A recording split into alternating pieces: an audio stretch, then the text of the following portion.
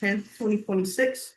We'll start with agenda item A with a prayer, pledge of allegiance and the reading of the civility pledge. Let's stand for prayer. Our Father, who art in heaven, hallowed be thy name. Thy kingdom come, thy will be done, on earth as it is in heaven.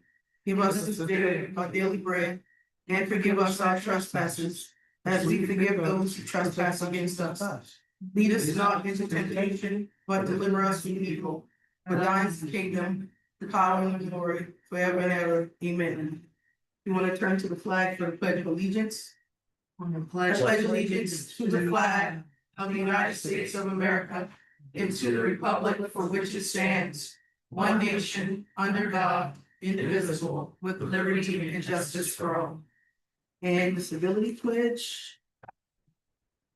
I pledge to build a stronger and more prosperous community by advocating for civil engagement, respecting others and their viewpoints, and finding solutions for the betterment of the town of Albany.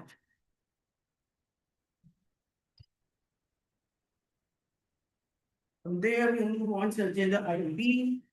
The meeting has been officially called to order at 5:02 p.m.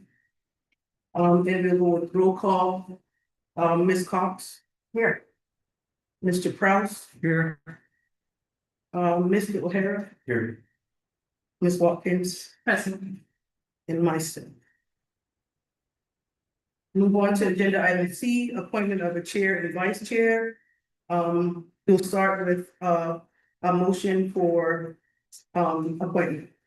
Motion to appoint Ken Prouse, chairperson of the Wetland Committee. That is not fun. Hearing the motion, we have a second. Yes, second. Any discussion? We'll call for a vote. All in favor? Aye. Any opposed? No. We'll move on to the appointment of vice chair. We'll open the floor for a nomination for vice chair. I nominate Susan Cox for vice chair. Have a motion to Second. nominate Ms. Cox, and we have a second. Any discussion? We will call for a vote. All in favor? Aye. All right, now that we have the chair and the vice chair, we pass the gavel. You got them. Oh, boy. Oh, If I don't have my finger. still getting me. I'm fine.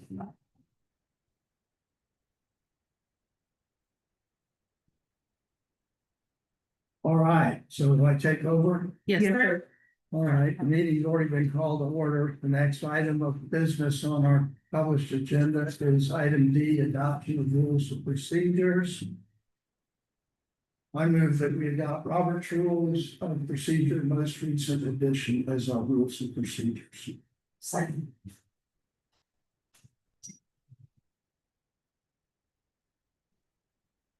Any comment? It's a vote. All in favor, say aye. Aye. All opposed, say nay. Motion passes. Next is item E, public comments. Do we have any public comments? I just did that. I just said when I was done, I didn't even my mouth all this. I know. Can you speak up, please? I said, I'm sorry, I'm blind as a bat. I just had my eyes dilated and that's too much. So, no, in other words, no public. We have no comments. All right, well, we'll move on to E, excuse me, F, new business. Ordinance number 26-07. Which is, let's see, an ordinance of the town of Longdale, South Carolina to amend title 15 land uses chapter 153 zoning code, wetlands and waterway setbacks division of code of the town of Longdale, South Carolina, by renaming the division thereof to wetlands protection and repealing the existing section 153.225 thereto. And adding a new section 153.225 along with new sections 153.226 through 153.238 thereto. Providing for the protection of tidal and freshwater wetlands and all affected sections for clarity. Section 153.009 definitions to include proposed definitions. One section 153.025 through 153.032. Description of zoning districts to reference the wetlands standards. Let's see, what iteration is this? I think it would be instructive for us to go through where we are right now, Right. starting from the beginning. So And my understanding of it is, the beginning, is ordinance number 2025-42, which is currently adopted. And it, received a final reading on November 6, 2025. And what we're here to do now is to amend this ordinance, is that correct? not, Chairperson, if I may, not ordinance 2025-42, and January of this year, a new ordinance 2026-07, which the title you read was proposed before town council approved it first reading. Then went to planning commission with recommendations, noticed both versions, and then town council has deferred and created this body to discuss. Okay, so, what we're looking at now. Provided in the packet are both versions of 2026-07 that have been public notice to the Okay. general public. Well, my question is, I guess, for purpose of clarity, I'm looking at page 236 of this agenda packet. And it's got an ordinance on there, but there's no number. What number is this? So 436 is 436 through 4 or through 20 and 36 is the recommended version by planning commission. This is ordinance 2026-07. 2026-07, and I think at our previous meeting, there was a version 1 and a version 2. Correct. So am I correct in assuming that?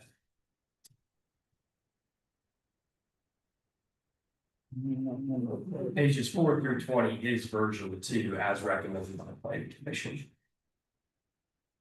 Excuse me, what now? Pages 4 through 20 in the agenda is version 2 that was recommended by the planning commission. Well, now I'm confused. I just see a 4 of 36. It's on page 21. And it's 21, this is the one that was written, and my brother. Correct. Starting on page 20 is the first reading version adopted or approved by town council. Looks like page 21. Yeah. 21, apologies. Yeah. So again, I guess I was to assume that this is the 02 iteration of 2026-07 that we previously discussed. Pages 4 through 20 is 02. Pages 21 through 36 is 01, which was approved by town council at first reading. Okay. So let's just, for the purpose of our discussion, call that 2026-07-02, and it has received first reading. Correct. Okay. So. There we are. Now I guess I see we have some. New staff report date, was this is an old May 18, 2026. We have anything new that we need to talk about before we start talking about these things? The staff report was not encompassed in the formal agenda since the staff had previously provided that is now part of the committee. Happy to discuss that in depth too, where we are and everything like that as a committee member now, I guess. Again, I'm a little confused. You're saying that we have not yet reviewed this document, staff report town council has, but this body has not. That's not a proposed staff But, report. I mean, we're on town council, well, I am, you were at the meeting, right? And you're there, y'all were there too. So everybody, all town officials have seen this stuff. Yes.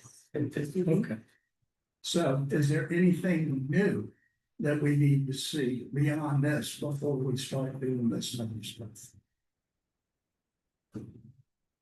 Can't remember if I made any edits at the. What would that have been, was the 18th the special call meeting that formed this body? Yes. This Yes. past- Yes, it was. Okay, then yes, that would be the latest version. Okay. So having no new information to talk about in that report.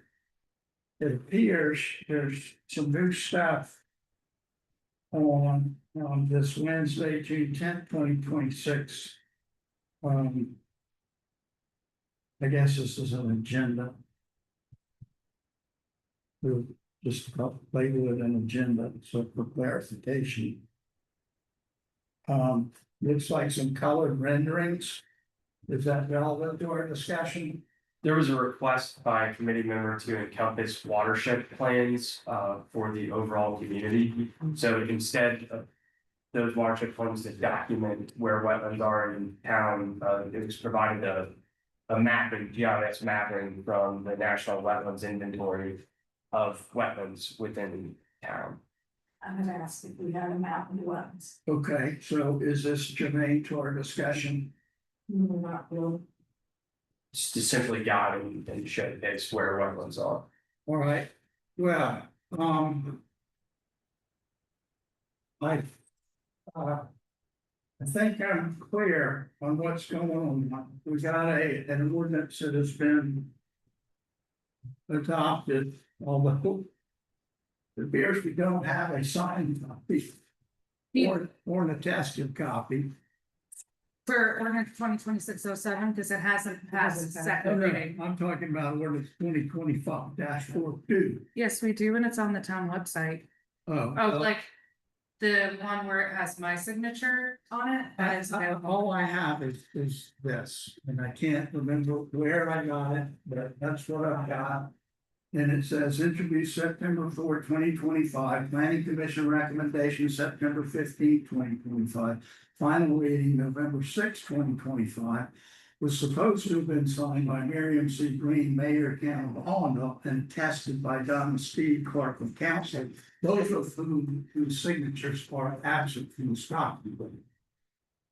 So I guess this is the final approved document, or is there another one?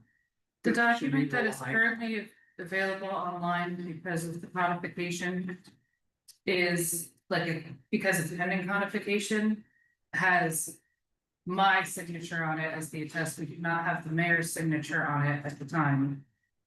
Because we Well, have, okay, so. I guess do we have a copy of that, or should I just assume that what I have is that? If I may. Sure. Cause I wanna have. Appropriate documents. Would be wasting our time, if we don't have the document. Well, that one was. Here, but this one had first reading in January, and this was also like discussed. I understand that, but the purpose of the one that had first reading in January is to amend that document. Yes, So we need to have a source document that is accurate and correct. Because what we're looking at is another document that amends that document. I will print out. These copies. edits do not reflect the adopted version. That is what I believe to be the first reading version that was passed in 2020. Not Okay. I'm staff. We're gonna make some great coffee. I'm not staff here, but I do have Yeah, I have 4 copies, but you also have it been right here. I have a frontline version of it here. Of what was adopted. That's signed. I have, Not signed, no, this, Let's get a sign, please. I'm printing the one that is available on the website that is listed under town ordinances pending codification. They're the non-codified ones, that is the version that's being printed. When you say I'm confused. Because it's. Oh, for non-codified as per our town code through American Legion. Yes. I got it. Because American Legal has a 45 to 60 day, if not more, codification timeframe. Right, We but the town should have signed copies of its ordinances in a very short period of time after they've been adopted, regardless of American Legion. Well, what I was going to add is that all of the ordinances are readily available online, so any member of the public who wishes to see ordinance 2025-42 that is being currently printed out for the committee members can also go to that section. That was the only reference. Thanks for that information. You're welcome.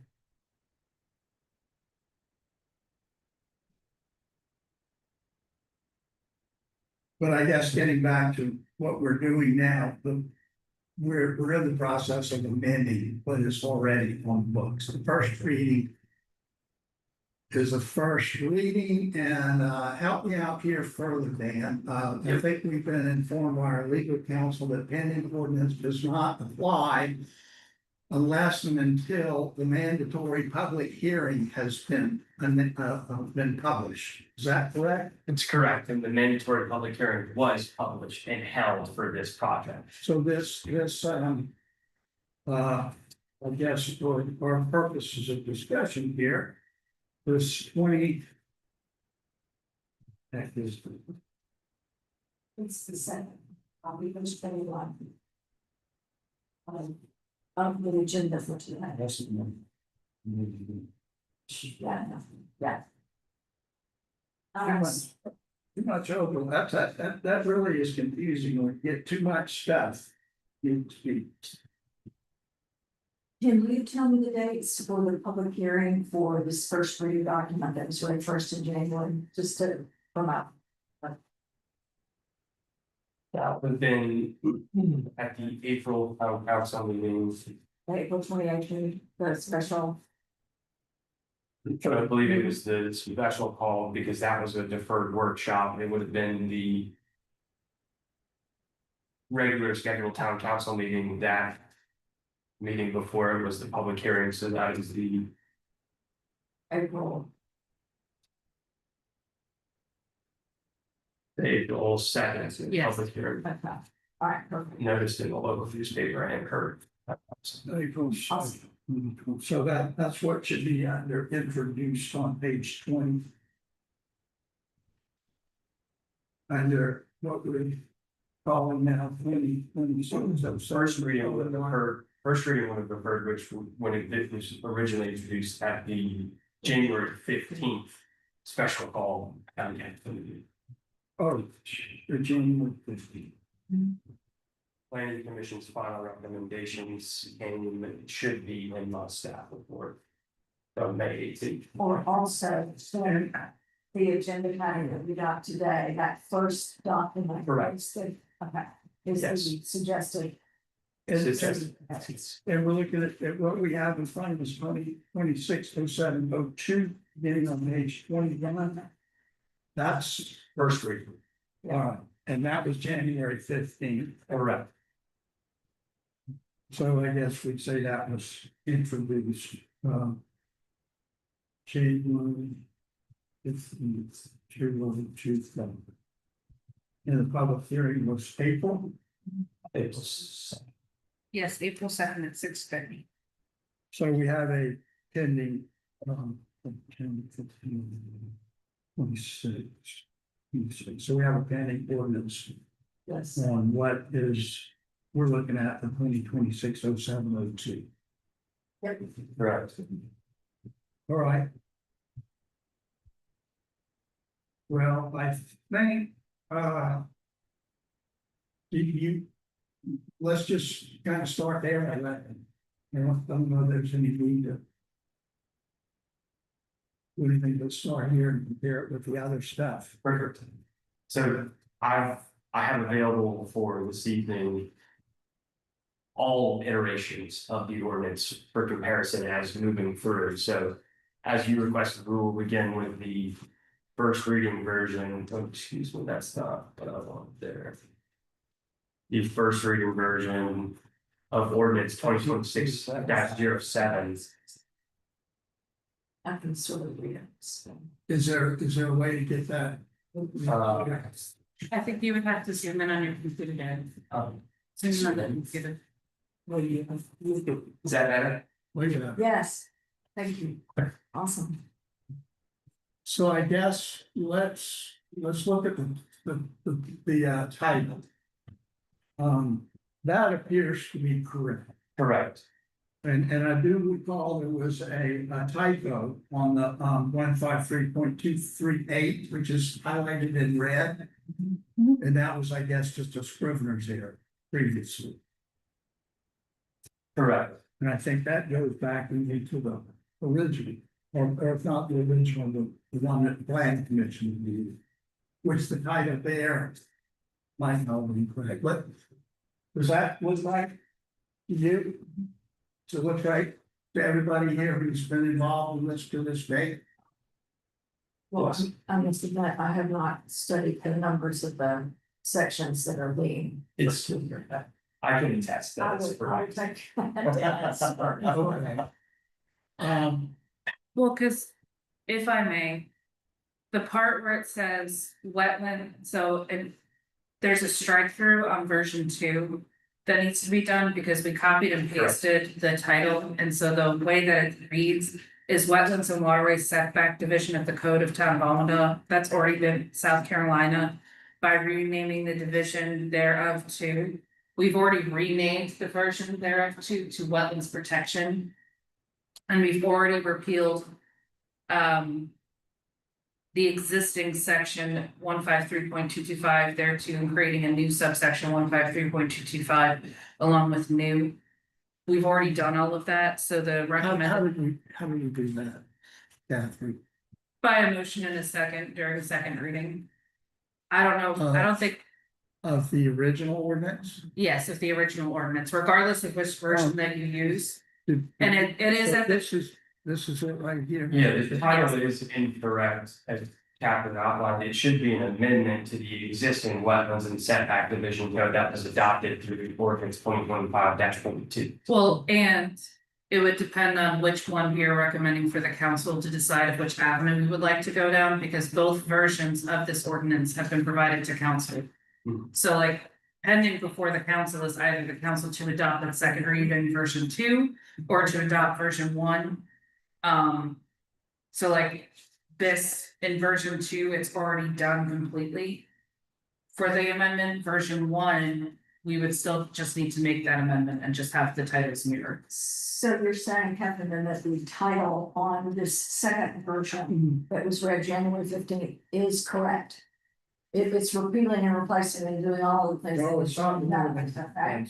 It is just amended. It's just amending what we are ordinance 2025-42. That we passed last year. Yes, Okay. essentially, Danny, you just need to copy and paste version 2 title to version 1, and that's it. Because that would copy. Well, let's do it. Yeah, who's doing it right now? Yeah. So we'll strike that through. Yeah. Well, because wetlands protection is still there, so it just says wetlands protection, sections 153.226 through 153.28, yeah. Okay. That's it. You just need to unstrike wetlands protection. Where it says by renaming the division thereof to unstrike wetlands protection, strike through everything else, and then it's good. Second one. No. You got it. Finish it myself. Fred?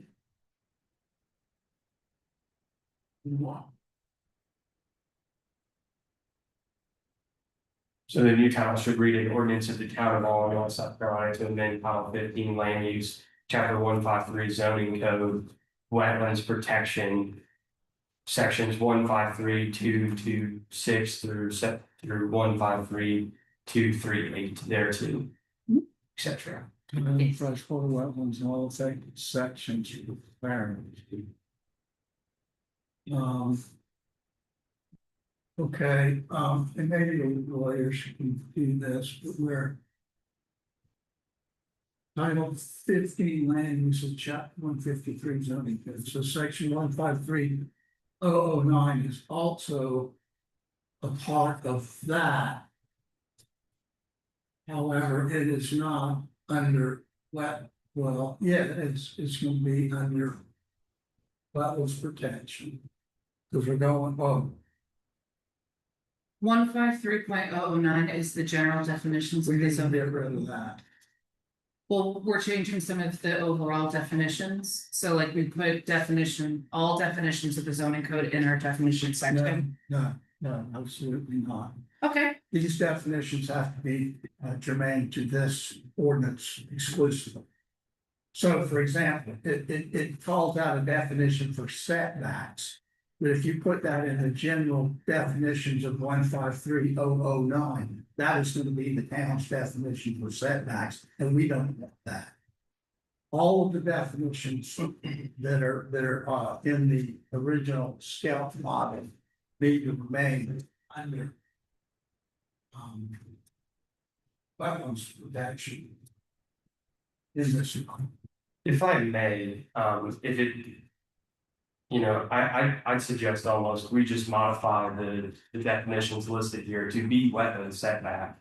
Having been very familiar with the code and using it daily, I think it would be beneficial to have a strict definition for wetland setback as it would apply to this ordinance directly.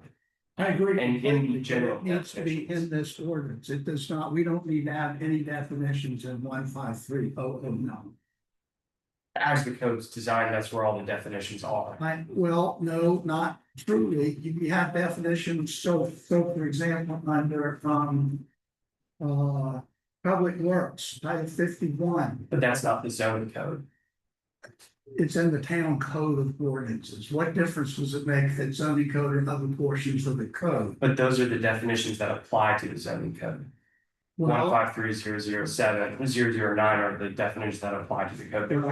I think these definitions need to be germane to this document exclusively, and I believe that's the way it is in this, isn't it? No, Okay. as approved by the town council, it would be to incorporate all definitions into. Section 153. Well, yes, that's why we have three, I move that we change it to be included in the definition section of this ordinance and not in section 153.009. And of course, that's just going to be a recommendation to council for the final reading. They may agree, they may not.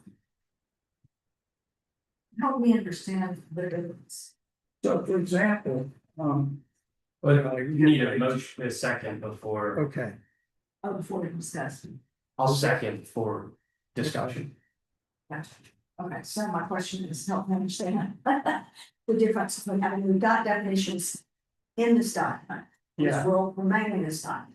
well, I was looking if they will also be added to section 153.009, which is another piece of the zoning code. Correct. So in this proposal, all the definitions would then go to our definition section within the zoning code, providing a full glossary of definitions.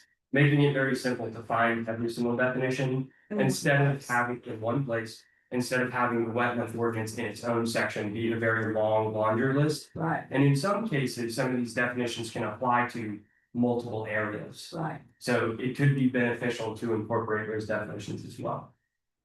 And while we do not. well, it's at the, what did that, 2026-07-02. Look at page 25 of 36, section 153.009 definitions. So for one thing, I mean, that shouldn't be in this ordinance. If you're permitting a different code under this ordinance, I don't think. But, That's not the version we're moving. yes, it is. That's what I understand, right? O two, the one that we're, that first reading in January is O one, not right. Correct. So, we had, No, that's good. yeah, Now, where's, it's in our agenda for today, what's this? it's on page 29. Starting on page 20. Okay. Yeah. Oh, this is confusing. Let's never do this, you know. So it's on page 25 and 36. For definitions, yes.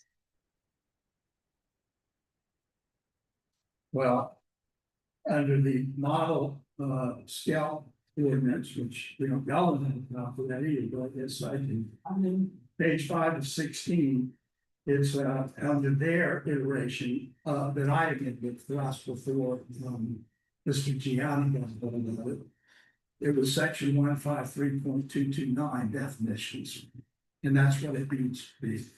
That's the motion. I'm not sure if it's still 153.229 or not, but that's where it needs to be.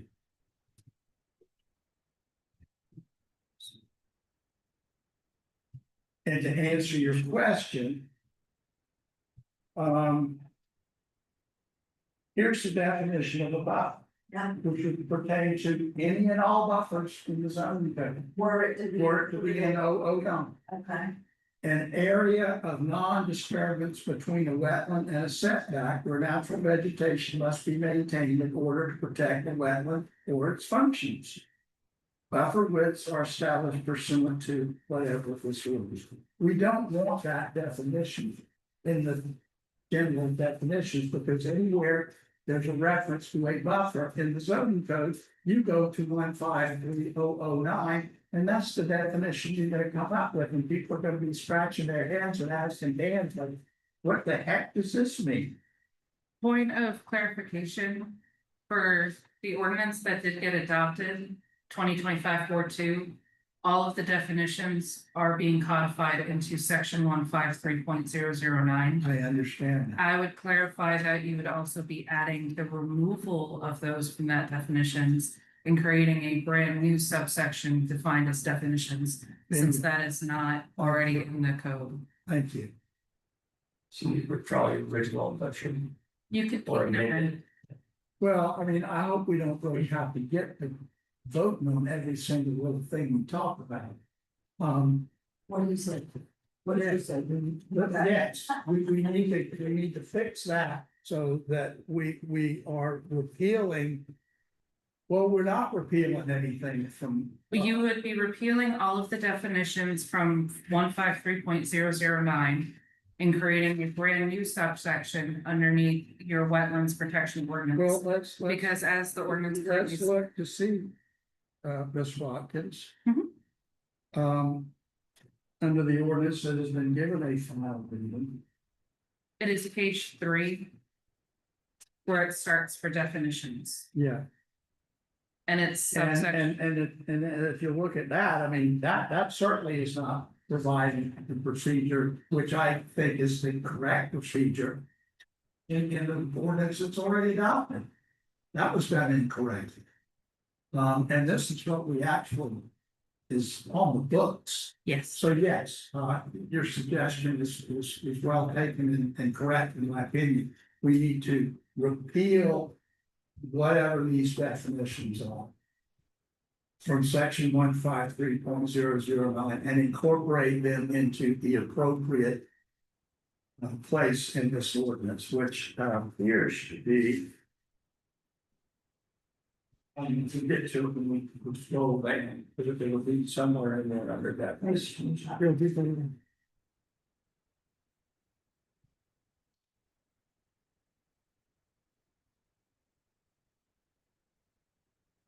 I mean, that.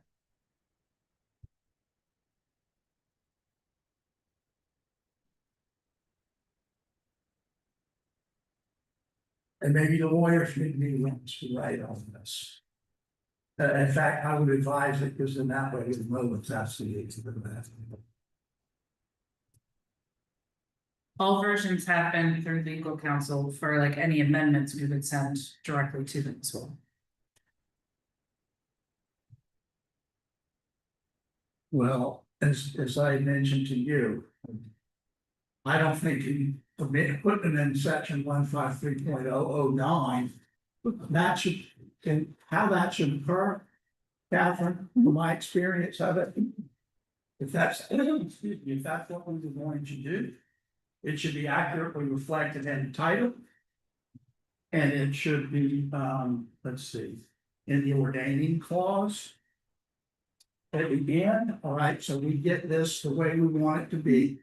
And it would say, and be it further ordained that section 153.009 of, you know, all that other stuff, zoning code is further amended as follows, and that's where that should go.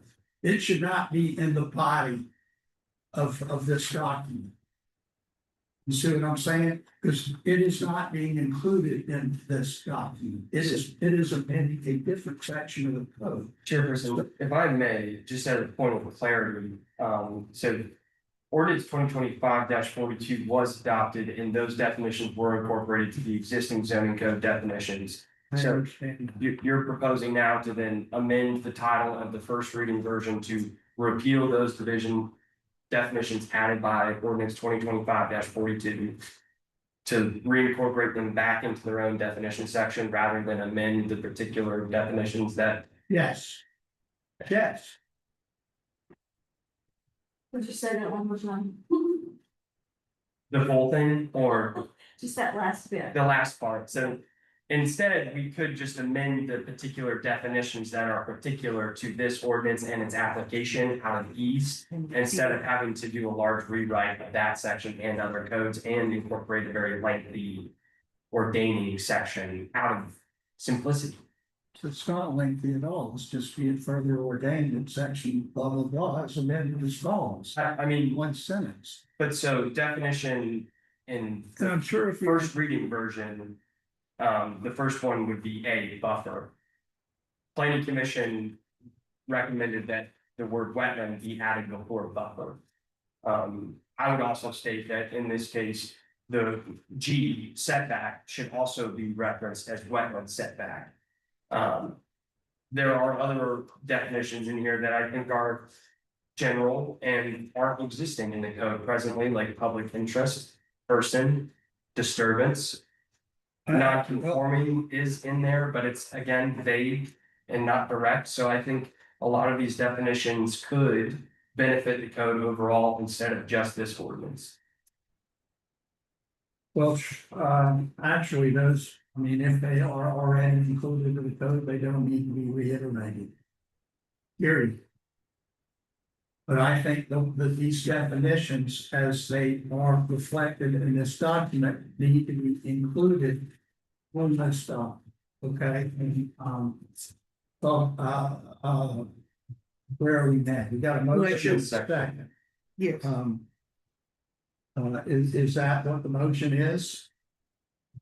I think you have to amend your motion to address the changing of the ordaining clause and also title. I think you just, I'll withdraw that motion and make a new motion that we amend, the title. To reflect, the elimination of definitions from section 153.009. And I thought I did this already, and that those definitions be further incorporated into this document in the appropriate sequence. I'm confused again because 153.009 is here in this one. So you're saying, It does, I don't want it there. It should not be there. okay, so you don't want any definitions in this stuff? Okay. Well, here's that, there's that motion. Is there a second? Second. All right. I would suggest that further, once we get to where this should be, that we fix these definitions in an appropriate fashion, rather than putting them back in 153.009. We leave them in the wetlands protection ordinance. Right, let's just call it that for namesake. In fact, probably ought to even be in here. That's what it's called. You know, that's sort of construction, but whatever. Let it be there. And if you don't think the person should be in there, you don't think, degraded structure or disturbance or public interest or any of that stuff needs to be in there, we just get rid of it.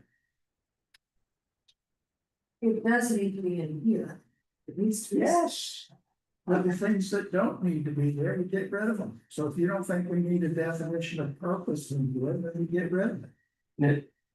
That wasn't my suggestion, nor would it be my intention. That this ordinance would incorporate the definitions in sign form and further for public record. However, when it is codified, I believe what you are referring to is that the codification section, the wetland protection ordinance, is accompanied by its own definitions rather than relying on the zoning code definition. Absolutely, absolutely. Yes. I thought I made that clear. If I don't, I'll withdraw that and say one more. I move that that the definitions that we have are included in this document and aren't in 153.009. And to the extent that that needs to, that whatever needs to be done to accomplish that task, we do it. I'm not seconding. Somebody needs Okay, to. all right, Well- well, seconding. You guys haven't been motion already with He the, withdrew. you withdrew that one, and then Yes, it you was to amend the title to reflect the elimination of definition from section 153.009 and to be incorporated in this document in a better sequence. Yes. And then there was a first and a second in a discussion. In an appropriate sequence. Yes, In the appropriate sequence. I think there's been like 3 or 4 different motions. There was a, That was correct. and there was a discussion, but there was no vote on that motion, and then we withdrew this motion. Yes, and then we made it so then that way, everything that we have discussed, we can effectuate that all of the definitions are put into the wetlands ordinance.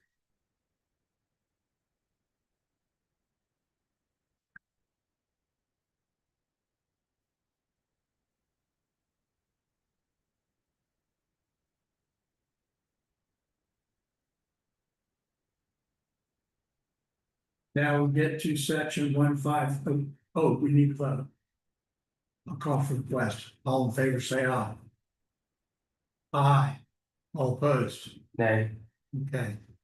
3 in favor, 1 against, motion passes. Go back to the title, please. Well, you didn't amend the title in that motion, you just Yes. amended, oh, you did. Yes, we did. So everything to effectuate that So- purpose. Following along that same train of thought. Section 153.025 through 153.032, description of zoning districts. To reflect the wetland standards. Okay, so. And again, I think maybe. This is like making sausage again. What I'm trying to get to is. What we want to do is adopt a wetlands ordinance. Okay, through whatever this is, 226 through 238, correct? Those are the sections for the wetlands protection ordinance. Is that correct? It would now be 239 with the definition. What's that? It would now be 329 with the definitions added back in for clarity of the record. 329. Because Yes. you're. Adding the section, the definitions back to this code of ordinance, so So definitions, definitions should fall somewhere in between 226 and 238. correct, but everything else would bounce back to 239. Okay, so definitely, well, actually, definition should be in there before 239. But, Correct, but the order of them all will right, change. so it'll be into 239. Mhm. That is the wetlands protection ordinance, and that currently is what we would be. Motion for or recommending for approval for final reading, correct? Correct. Okay, so what needs to happen? In that furtherance.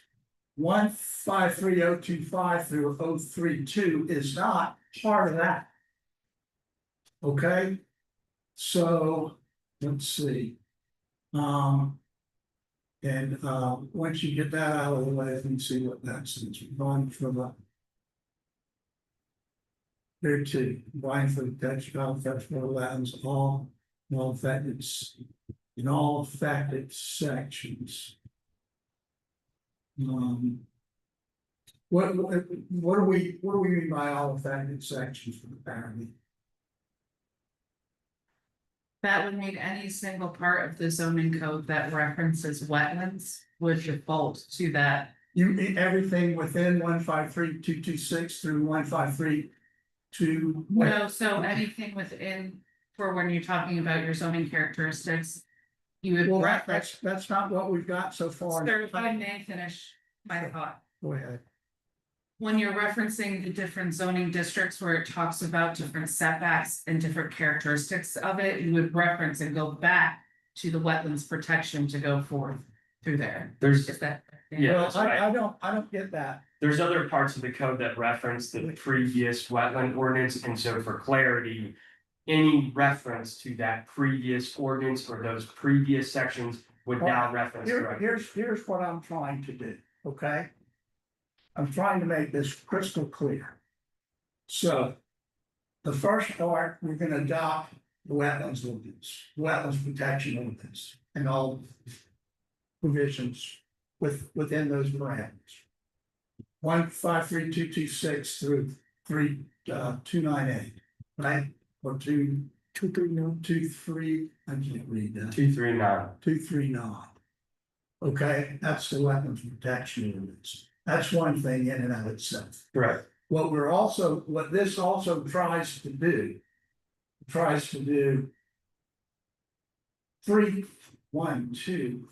Four things. This title is trying to achieve 4 objectives. You agree with that? It was. Now the definitions are referenced. in this Okay. ordinance anymore. So what we need. We need to make sure that the wetlands protection ordinance is. Locked up tight. There it is. No crystal clear, no questions. This other stuff is fuzz.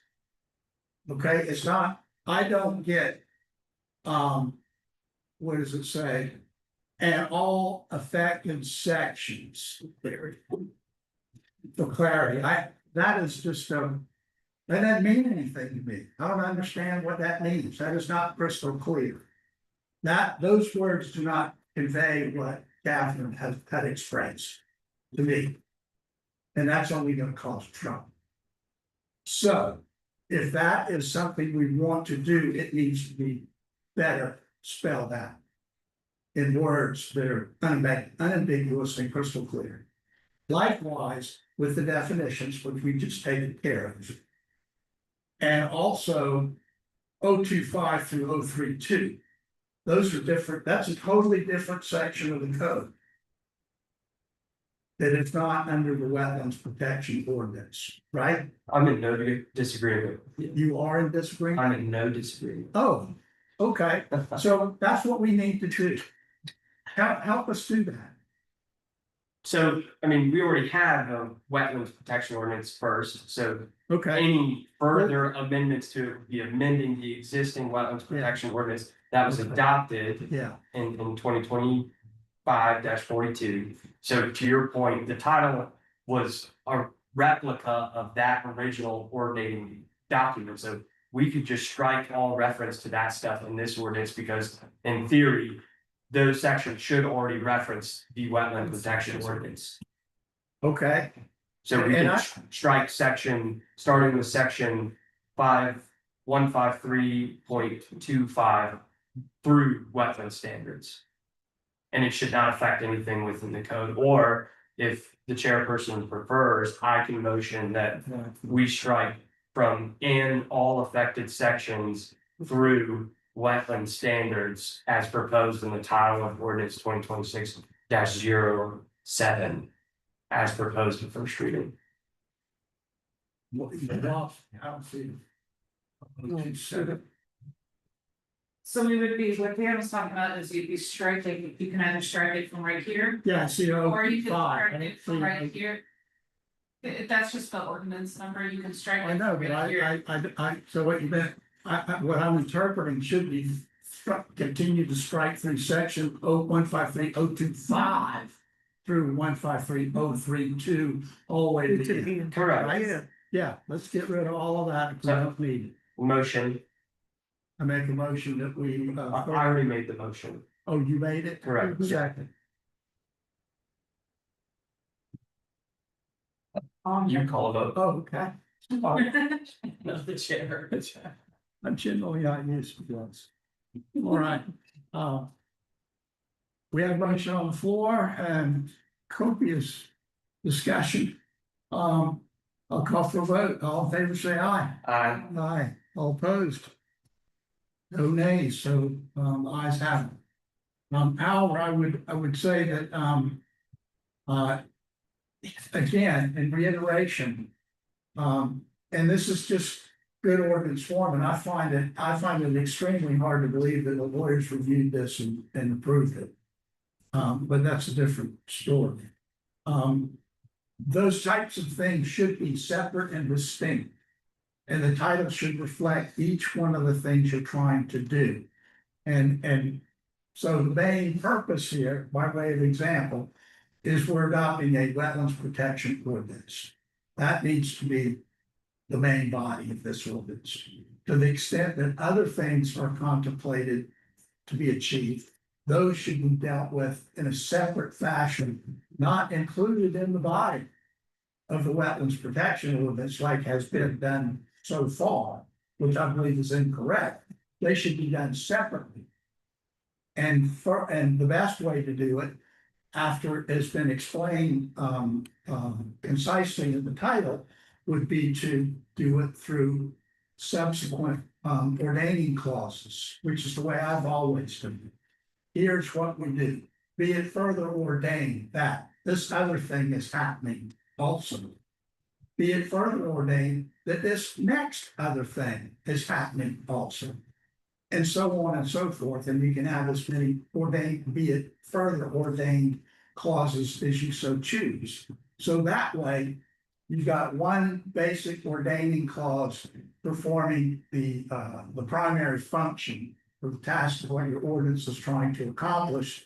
Then you have subsequent ordaining clauses that further provide modifications, additions, deletions elsewhere in the code if necessary. Does that make sense? I don't see why it wouldn't. Make sense? Nice. Makes sense to y'all? That's the way I was trained to do it. By a very smart lawyer. And you know that, and you sent me copies of their ordinances, why can't we do this? And that's the proper threshold to do. So, okay, sorry to belabor that so long. Let's get into the rest of it. And thank you for your indulgence. And if I'm a little bit rough, we've seen It's very important, we just want to make sure that staff is ensuring that what you're trying to do is being put through, that's it. well, it really helps if you understand it. I mean, I don't care if the words are exact or not, it's just the concept. Yes, That's why minute taking is such an art.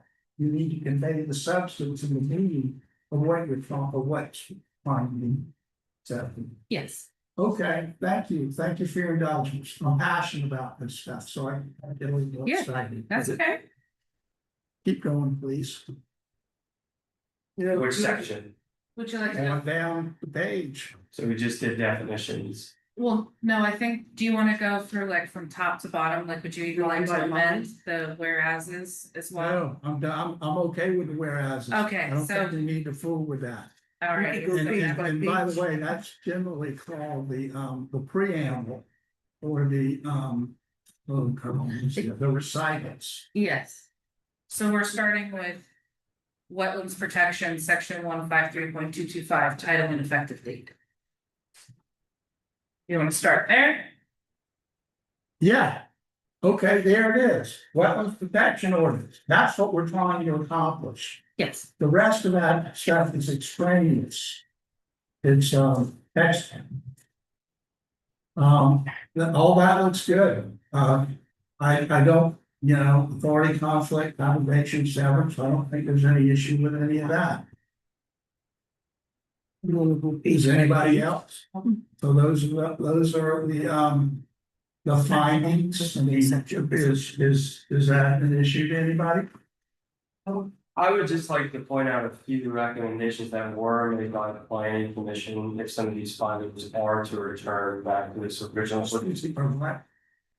So recommendations made by planning commission, if the findings are to return to this document as part of the formal record in the ordinance.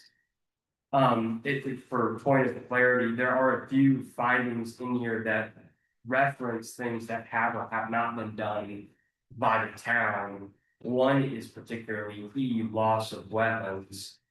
Show me where that is, what we're talking. It's in the findings. That's also on page 24. It does reference a very high quality study or assessment of historic loss of wetlands. I think without having a study on hand, there could be some language that we strike from it, but not disagreeing with the importance or the detriment loss of wetlands can have. Where, But more so to avoid a conflict of needing recital of an actual study or document. I don't think I'd have to, I mean, I'd love to. Keep some of this in here, but as you say, we don't have that study, so. Correct. That's Yeah, so I would motion to strike. from the agenda today. First. 24. Yes. 24. It's 24. It says lots of wetlands. So we're talking about, okay, findings and E. Lots of What wetlands. happened so far from A through It's all like stuff. is, okay, loss of wetlands. Thank you, I'm there now. Yeah. Do you have a problem with the main paragraph or of yes. paragraphs 1, 2, or 3? I do, I think the main paragraph of E, I think could cause issue without having an actual study on hand to show the historic loss of wetlands and degradation. Is this something that was made added to this, made up or something? Or is this wasn't part of the adopted ordinance, was it? It was, Oh. actually, it was It was part of It was Scott's original. part of Scout's original and recommended to remove from the adopted ordinance.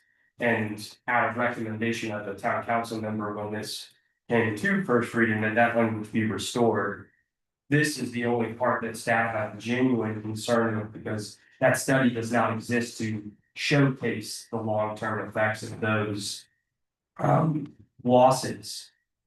I would agree that further loss of wetlands and uplands adjacent to wetlands is contrary to the public You health. mentioned a study, where is that? I'm not seeing the study. It references that the historic loss of wetlands and degradation has contributed directly to the town of Allendale's flooding and water quality problems.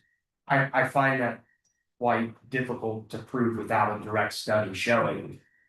How Well, about well, we, instead of taking out that entire thing as planning suggested, that entire first, could we just reference something along the lines of the loss of wetlands contributes directly to flooding and water quality problems? I agree with you, we don't have a study that shows that necessarily, but it is sort of a statement of fact. Right, but I would say that the first two sentences of that should be struck. So it should read, as planning commission suggestion, further loss of wetlands and upland adjacent to wetlands is contrary to the public health, safety, and welfare of the town and its residents. Loss of wetlands through practice of fill in wetlands and building on them has both indirect and indirect consequences, including the following. So it does highlight the I could look at that. the impact. All I right, just, so you're thinking get rid of every, first, what, looks like 2 sentences. First, just sentences. Mhm. And then, you don't really need, well, you need further ones, it could just be loss of wetlands and uplands. Correct. All right, cool. I could look at that. I move that we, amend. Set, paragraph E of 153.227 to delete the, first 2 sentences of paragraph. And, the word further, and start with loss of wetlands and uplands. Second. Any discussion? Okay, all in favor, say aye. Aye. All opposed? Passes. You want to go ahead and do that right now, Yes. please?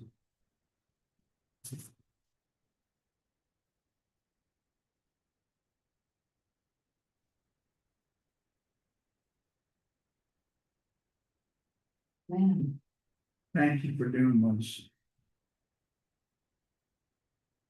I have no further comments on any of the other that are topics. All right, So Susan?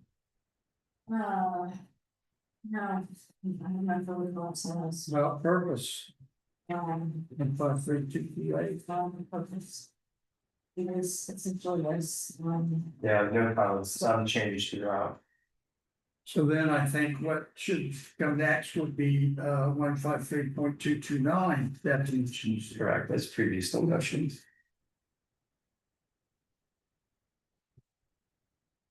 I have some comments from having looked through, Ocean counties. Go ahead. They add a definition for disturbance. No, here we go, we have here, Yeah. they reference, in another section of this, instead of just getting a attestation from a landowner, that there be a professional environmental consultant, such as a scientist, surveyor, or engineer who studies, manages, designs, and or conserves wetlands. By delineating the boundaries, assessing the health, developing restoration or mitigation plans to reduce impacts on these wetlands ecosystems. I would propose that we require that instead of just relying on landowners to tell us whether or not they, again, we're removing. Which one is this you're speaking to? When you go into the process, it talks about, Oh, you're not talking about definitions? I'm asking to add a definition based on what he said. So that would be an additional, I mean, which one that which one? K. Right? HIJK. And what is that definition? You wanna read it? No, what's the title of the definition? It is professional environmental consultant. That's a definition. It is yes, because it is. They require in the Georgetown, Well, a definition, typically, it defines a particular term or, which will be referenced further on in the. and where is that? We're not gonna have a definition that doesn't mean anything. No, it's not. It would have to be in addition under procedures. Let's talk about that when we get there. Because, before we move out of this category, I think we had this discussion, Dan, if I remember correctly. There, elsewhere, further on in this document, they make reference to some type of plans or permits or something that are capitalized. You recall that? You recall that? No, not plans. Or permits or something, there's. Oh, yes, so you're referring to the wetland impact and wetland notification, Bingo, yes, and those are capitalized. correct, So typically, from my experience from ordinance construction, yeah. when a term like that is capitalized, it means something, it's important, it's other than just a term. Right, It's an official term that should require a definition. yeah, no doubt. So those need to be included in the definition section, but I don't know, I think we can address that when we get to that in the body of the doc. I agree, and I would reference that, all versions of that, of the ordinance are, without those definitions. Yes. Oh, right. Yeah, so I think the inclusion of that would be great, yeah. Okay, well, then, unless you disagree, we'll keep going. No questions with definitions otherwise. The other thing don't like, and it's definitely on page 26, item G, where it says setback. It says an undisturbed area, and to me, that could be an area that has not been disturbed, but I think what it should say is what it says in another, and under buffer, an area of non-disturbance. I mean, it's a nit in terms of how you're. Under, Yeah, Yeah. but I just think we should be consistent in that if you're talking about a disturbed area or an area of non-disturbance. We should use the same language for each of those instances where it's mentioned. And I would prefer to have it be an area of non-disturbance. That was Scout's original language, and they are lawyers and other stuff. non-disturbance instead of undisturbance, which was added into this version. Correct. That was not previously. It was, yes, it was a planning commission change, I think. And, I'm generally of the opinion that, again, the definitions don't constitute, necessarily constitute regulatory requirements. They just describe situations. So if you want the area in that setback to be undisturbed, wherever, the requirement for a setback occurs, it should be abundantly clear that that area is to remain undisturbed. I ran into this in the previous job with people say, well, it's already undisturbed. But the point is, you leave it alone, it'll grow back. So it's not that somebody's gone in there and cleared it when they could clear it before we have these regulations. It's now is to remain undisturbed. So you were mowing it before, but you can't mow it again. Just leave it alone. And the stuff will grow back. The other aspect of that is, do we really want to call out specific sections of the ordinance in a definition? I think a general phrase such as provided herein would be better. Well, since it's now back in this ordinance, then yeah, that would be the proper, but before the definitions were out, right? And what was adopted, but since we've moved them back into your point there, Chairperson, it would need to be removed. Do we need to vote on all these things? I mean, we have a consensus, this just change. I think there's a consensus on, so for clarity, the recommended version, that was approved at first reading, to change undisturbed area in the definition of setback to non-disturbed I think it's an area of non-disturbance. area of non-disturbance. It's convoluted, but yeah, Water State. Will you go ahead and make those changes right now, please? Yep. I'll just write it down what it would be.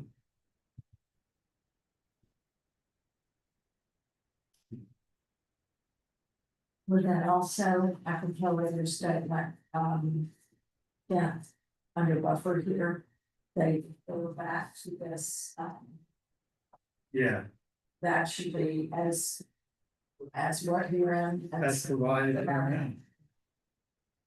Yeah, I think I did.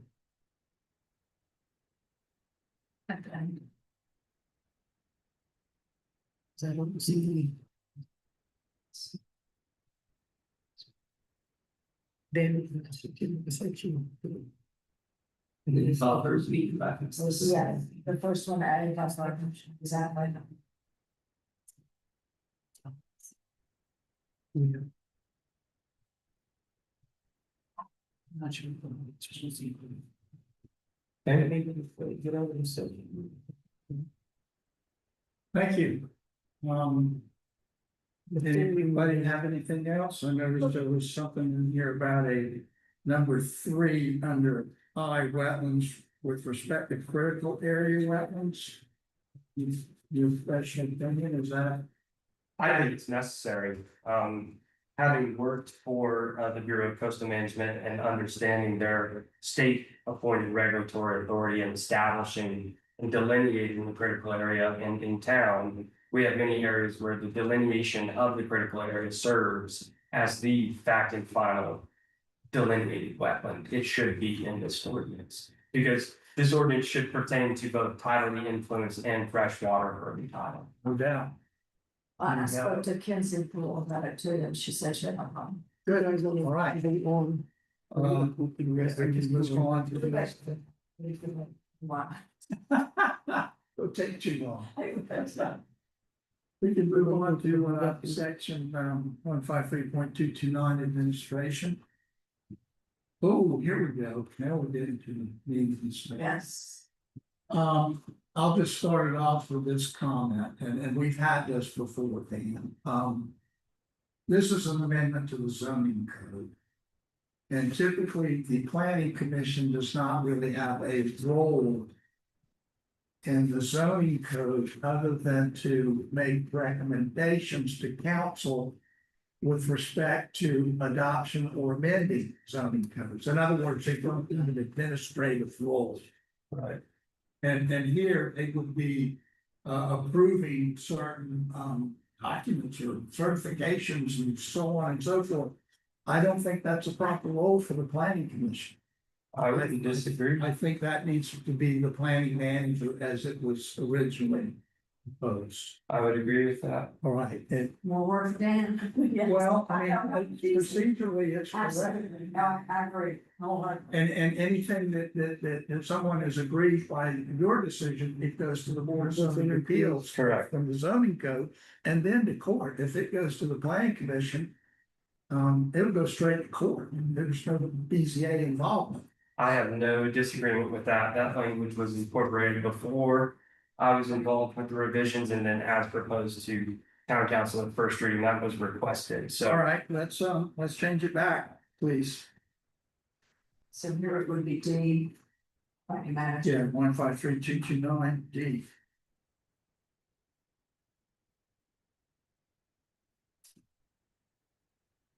Okay, anything else under 229?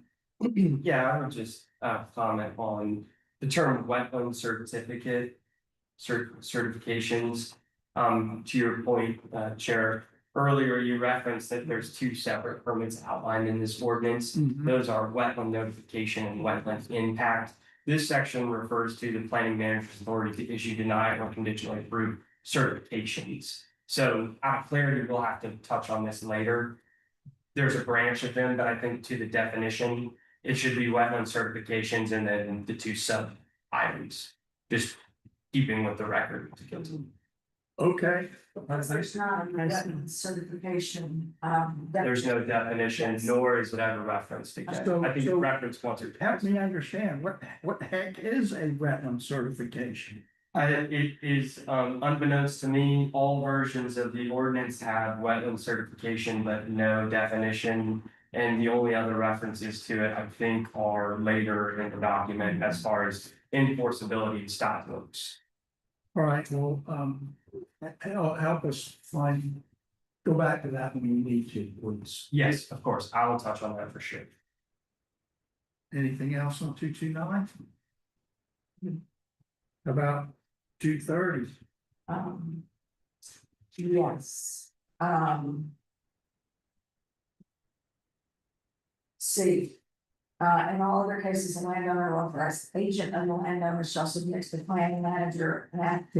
Call out what you're reading. I'm sorry, it's 153.230 wetland delineation, item C.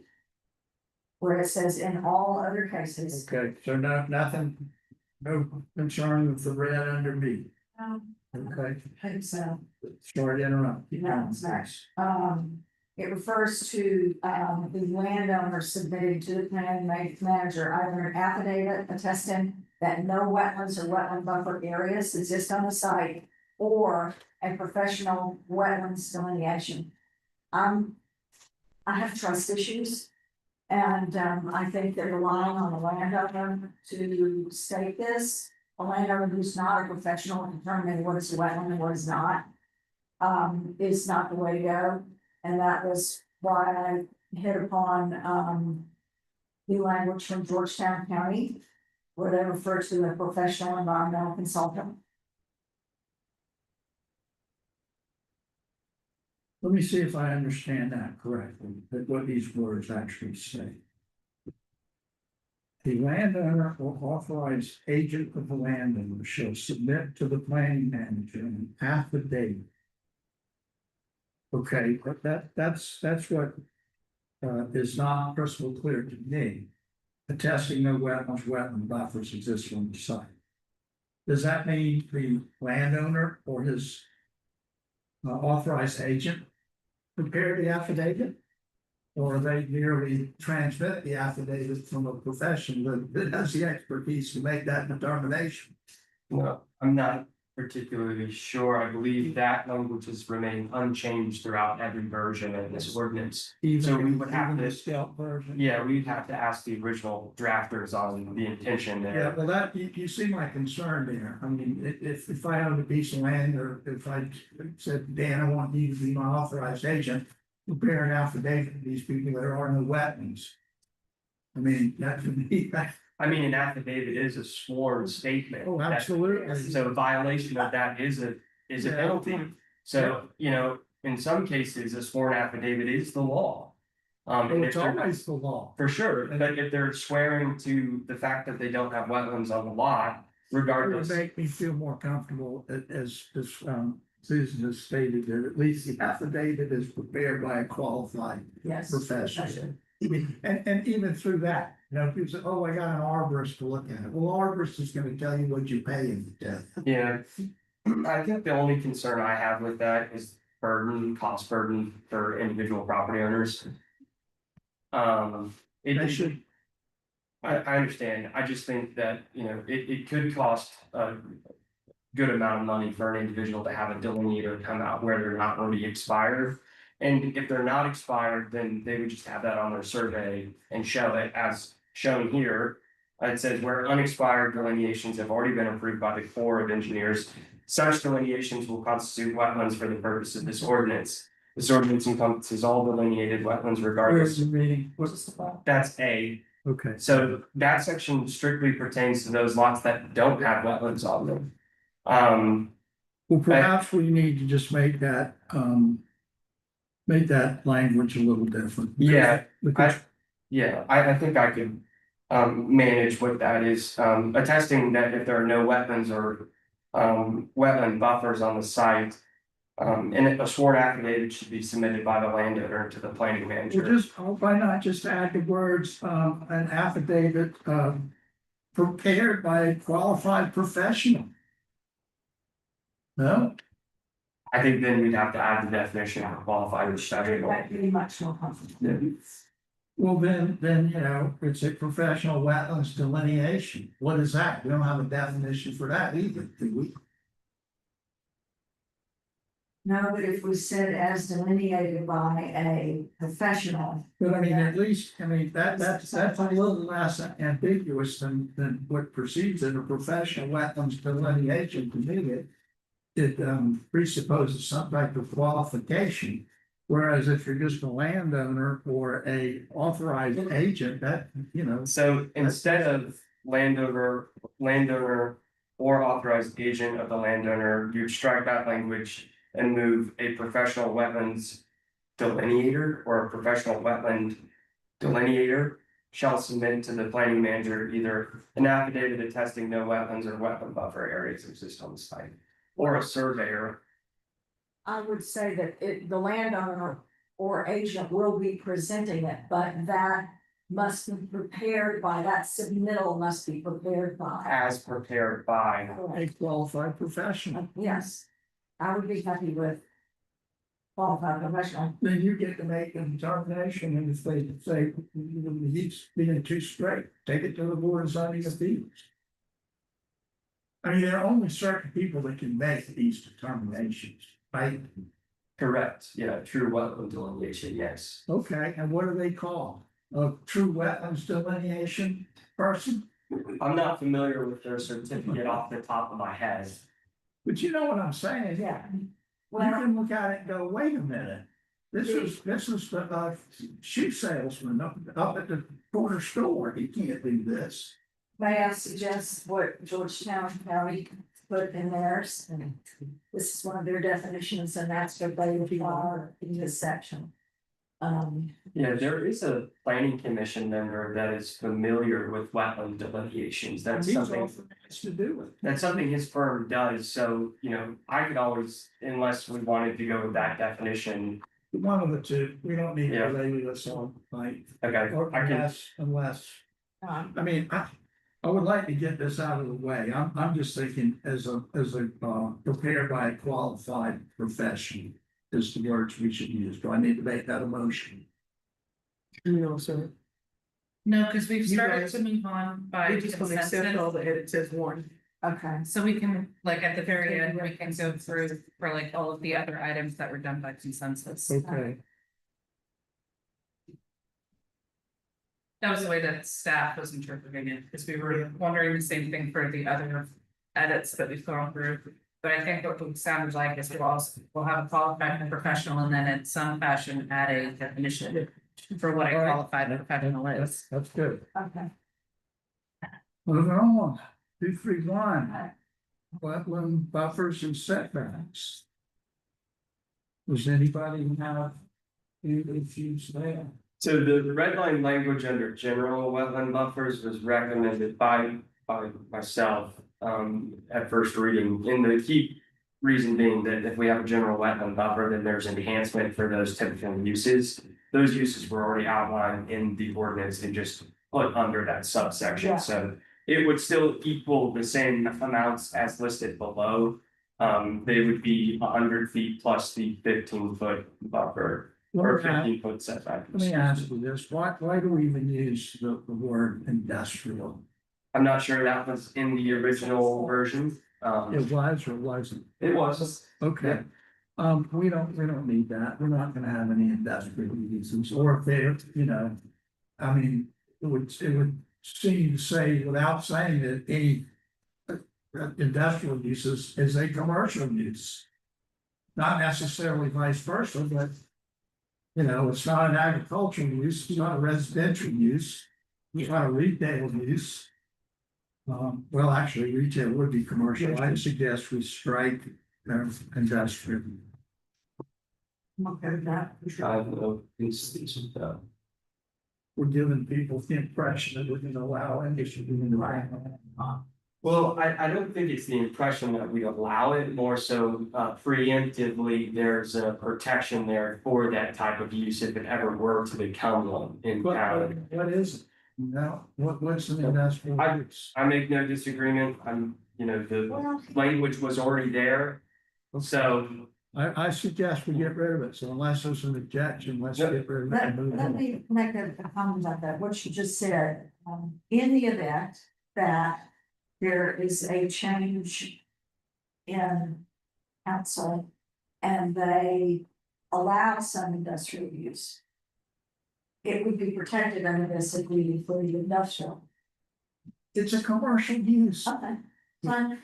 How is whatever you would consider an industrial use not a commercial use? True. Do we think of an instance where that would not be? The only reason I put commercial in there is because we have a commercial district and commercial uses and no industrial uses outlined besides manufacturing those things, so. I wanted to make sure that commercial was explicitly captured in the Okay. ordinance when proposing that. And even agricultural use, we really don't have any agricultural uses in the town hall. But we allow for it, through study and understanding of larger impacts to wetlands, agricultural use and golf courses. Through use of fertilizers and things like that. Good to have those. Agricultural use. No, I said or I golf mean, courses. we've heard from our water guy that one of the worst situations that we have is that soccer field that got approved in the town. Civic use. No, I don't know what the heck they call it, but they use a lot of water irrigating that, and that's caused a lot of problems for people that are on the water system in the town, they're not even in the town. But I think that's a water system functionality versus water quality degradation through I pollution. agree with that, but what I'm saying is when you get to terminology and the things that occur. So, for example, the things that you mentioned, fertilizer, pesticides, not maybe animal waste, but whatever, certainly fertilizer and pesticide, those can actually come from residential uses. So just as a point of clarity, that language was already there, it was just moved. Okay, I'm just. There were no changes except I'm for just- the I'm additional I'm buffer. just stating stuff. Yeah. I don't know that it necessarily needs to be changed, I just made an observation. And that there are lots of other uses. That residential uses that absolutely contribute to the degradation of wetlands. So you can just go down here a little bit, and go over there a little bit, and see it with your own eyes. Anyway, it's nothing. Moving on. All right, anything else on any of that? There was some concern about this number 2, about a wildlife refuge, wildlife sanctuary, and nature preserve wetland buffers. No, so I'll just say there that I think the only concerns were through the recommendations provided by the planning commission, which instead of. That they reference to those areas, just incorporate one section as protected lands. You know, Can I ask the question though, for example, the Nature Conservancy up on CB Road? I don't know if that is established and operating under state and item law. Why that sentence in there? what I know, but why did they want it in there? I was not a staff member when that section was incorporated, the red was there. Let's get rid of that. So you're talking about, That has been established and operates under native state. I don't think we need it. Unless somebody can come up with a good reason. not a Or recommendation. I or would there. don't like what I just said. Okay, I guess strike through on the industrial buffers and the agricultural buffers is something that's staying.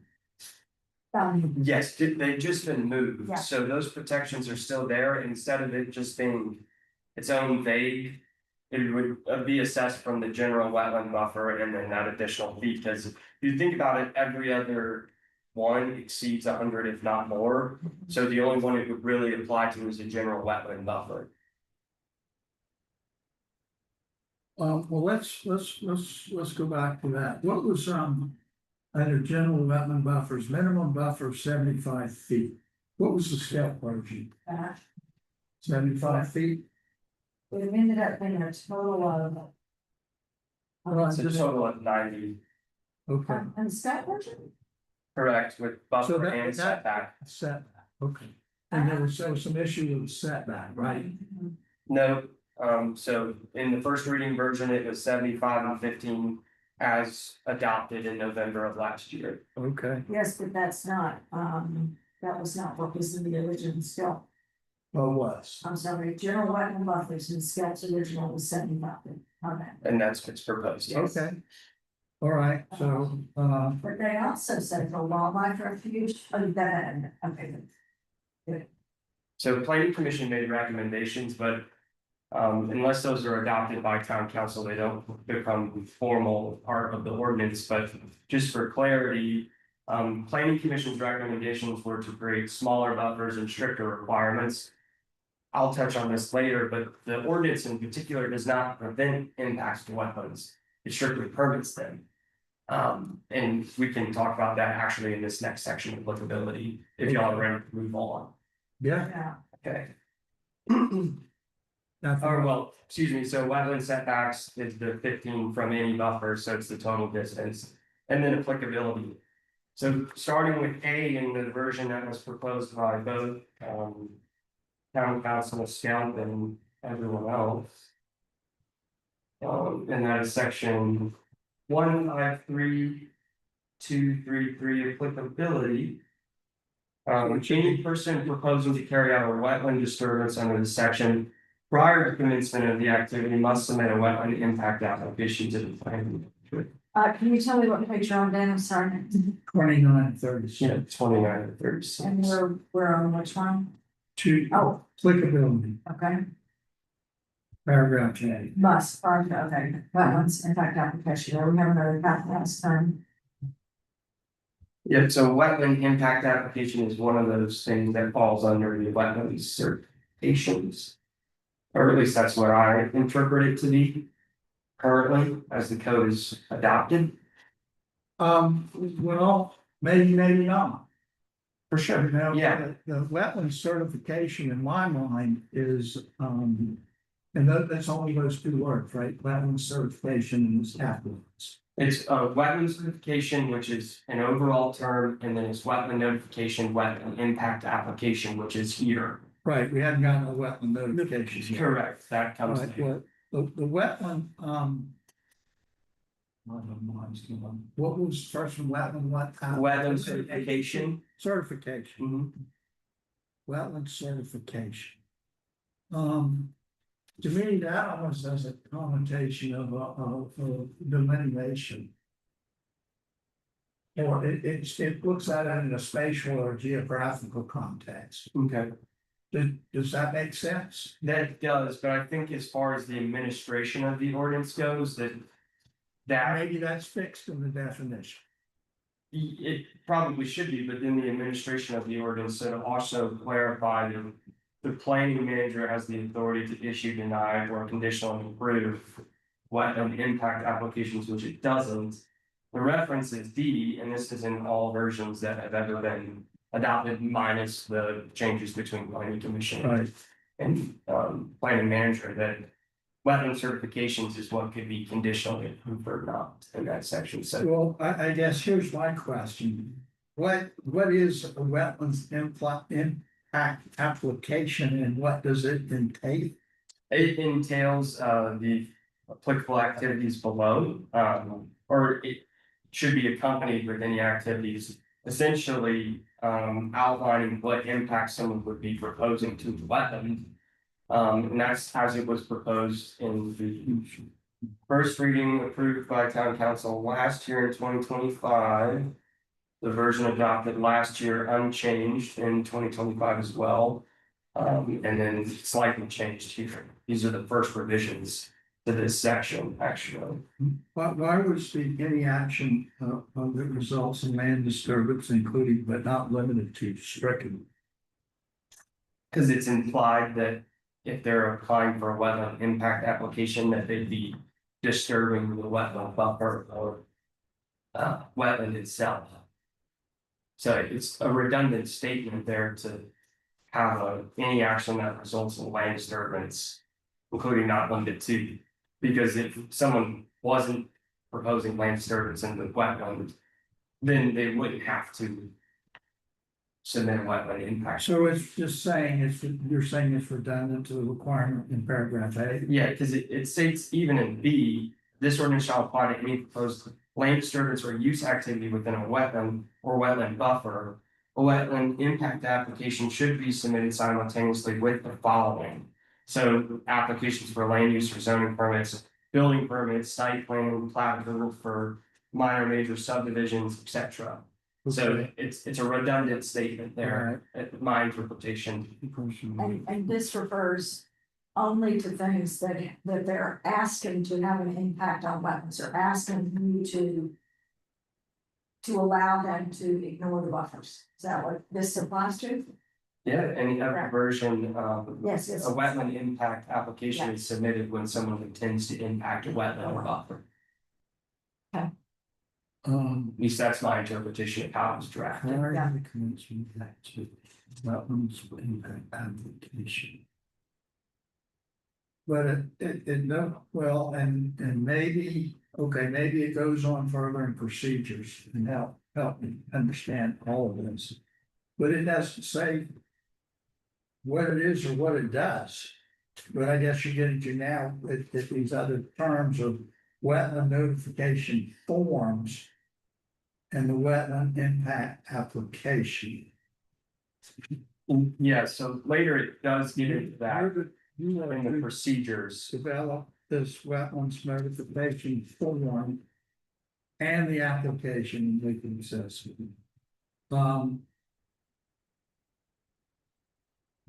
Does it further describe it to in sufficient detail under B? In what section? You're talking about in the procedures? Yeah, well, I mean, procedures A generally. Yeah, It's saying that the planning manager has a wetland notification form and a wetlands impact application, you develop them. But it gives no guidelines whatsoever as to what those are, or what they entail. Is that further explained, I don't think it ever was, in? no, Well, in any version, so, Doesn't matter. no, I know, but so, no, I don't think. The So only it's not difference, further explained No. under B or anywhere else. the only difference between the two is wetland impact is for those impacting wetlands, notifications for those who are not. I don't know Well, if it's necessary for that, but. I think that all of that then needs, work. I agree. So you didn't offer any suggestions for the planning commission when they were considered as to what these things should be or what they should Certainly did. comprise? Yeah. And they It's a little decided, bit difficult though, and and they decided not to take those suggestions? no, they did, but it's difficult in one meeting to really address the regulatory process for which permits should be reviewed. It's my understanding that the intent of this original ordinance was to prevent or protect Yes. wetlands from being degraded based on the findings and all the information. So for me, when I came into the town and reviewed this ordinance, I found it a little contradictory that we have all the findings to support no further development, but still allowed to take place and actually permit it and create documents to permit it. So What's the solution? I think the solution is that suggested at the workshop that town council or a form of town council should recommend certain activities that should be no longer allowed within wetlands. If the true intention is to protect them within all of them. No doubt. I mean, that's a simple task. I mean, it's not in here. Nope. As it's always been written that activities are prohibited until they're permitted unless they're exempted. And are there any, is there any criteria for permitting them? Or is it just at the discretion of one individual?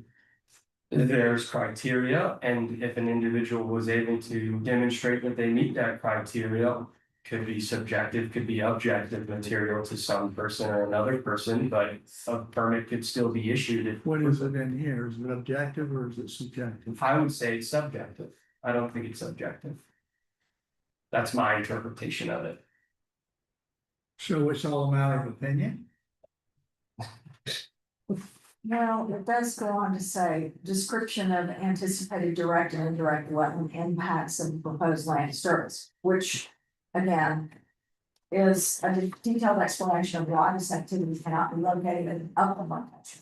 A detailed description of all measures proposed to reduce or compensate for project impacts. Well, And it says it's subjective. here again, I think what this should do, and this is from prior experience as a zoning administrator or zoning official, is that there should be objective standards.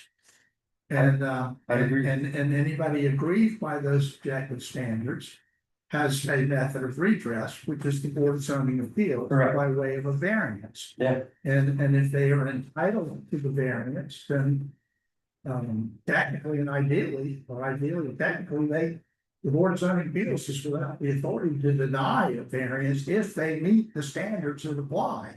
And that can be a bit subjective too. It could be. It is But at supposed to be case by case. Yes, and that's what I would like to see in here. And what I think I'm getting is, it's not. So, you know, I would suggest, and also my interpretation of the code is that there are standards for criteria for approval or disapproval of a wetland impact application. But conversely, there's conditional approval, which kind of would supersede that. So if someone's able to show how they can increase their buffer or mitigation in other areas and kind of work around different things, they can still get the approval. But, you know, there's a list in here that, I mean, any impact is going to cause a loss of wetland, but net loss of wetland. I think if they're able to show that they can rearrange their wetland or manufacture a wetland, then no net loss occurs. Which typically, actually, in law, there was a federal act about no net loss of wetlands that was passed by, I believe, Bush Senior's administration. That was a big practice throughout all of the United States for a really long time. I think it's gone now, though, or It is, but so the problem with it is you would lose wetland where you need it and gain it elsewhere where it's existing through mitigation credits. So for the purpose of the ordinance and the findings that are listed within, I think it would be counterproductive to the town's mission and goal here to protect wetlands by losing them here and mitigating them somewhere else. I would tend to agree with that. So that was in every version of the ordinance. And in a lot of that, I mean, a lot of that stuff, I think it was, and well, I'm just using, large scale development, economic type development with maybe more industrial or something like that, stuff the booster guys don't have, but. But then home builders too, you know, they say, well, I gotta fill this in to provide access to the rest of his property, and I guess once upon a time, there was a you could do it with a minimum permit to fill in a certain amount of wetlands. Yeah, nationwide is only triggered by 10% or a certain surface area in wetland. Anything more than that triggers a different threshold and mitigation requirements. So Well- at the workshop, I recommended that we don't allow any disturbance of wetlands more than that if the intention is to permit disturbance. Because this ordinance would allow total clearing and grading and filling of a wetland if it meets the criteria. As the subjective reviewer of the ordinance, I find it a little confusing when interpreting the code. Well, I don't know that we will get this all done in one sitting, and I agree with everything you said, they thought. Can I ask a question? Would that sort of imply that this, excuse me, section 153.232 applicability would essentially go away? Because it refers to instances in which one would be allowed to impact wetland. And if our goal is to protect them and only allow impacts or disturbance with a special exception permit. I think it's the intent, right? Are we intending to protect the wetlands or intending to allow permitting of the disturbance? To my mind, we're attempting to protect the wetlands. As the ordinance is written and adopted? No, as my understanding of what council has been attempting to do. Correct, yeah, that was my observation as well. Correct. No, it's absolutely correct. I think though, the problem being, there are considerations for, I mean, at this level, regulatory takings is difficult because we do have a different shield of process through the Board of Zoning Appeals and things like that, where a group of your peers can hear it before it elevates to a court of law. You know, as a reviewer, it makes sense to consider that impacts to wetlands will occur in any distance from them, whether point or non-point or intentional or unintentional. There are always going to be impacts to wetlands. Similarly to, we can't create the perfect ordinance. Right. It's feasible to describe and to outline those, but in practice, it would be a little challenging. So I think from a lower level, we have our wetlands and buffers and setbacks as defined, which I think from a regulatory review standpoint is the best thing that we can have. Then from there, we just say, or town council says, what should or should not take place within those areas.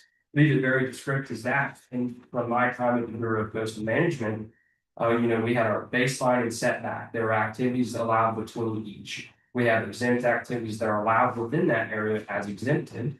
And if we wanted to restrict other activities from occurring, then we just say that outright, or town council say that outright, because the intention here is to prevent further loss. This ordinance would still allow it if they meet the criteria as a regulatory entity. Right. You can't deny someone if they meet the criteria and they can show it. You can, but if they sue you, you'll lose. Yeah. Correct, so it would not be in the town's interest Right. to be Put capricious ourselves- or biased in that case. So the criteria is the criteria. Yeah. And if they meet it, they meet it and can disturb the wetlands, which is against the wishes of this ordinance and also town So council. here's what I think should happen with this section. You need to come up with what we just talked about, some prescriptive. Language that says, here's what you can and you can't do. People can go to the Board of Zoning Appeals if they have a legitimate hardship case and try and prove it. That's, to me, that's the way the process should work. I'm not sure that it does with all of this. And that the planning commission should, at least with respect to this part of it should have a very limited role. I'd agree with that. I would say in the applicability section, when we reference all of those different types of approvals, I think it can be broken down into 3 subsections, right? Because if we're approving it at the zoning permit level, it's already been approved at the building permit level, and they should be following our zoning permit anyways. And if they do, it's already a discrepancy. So zoning permit comes first.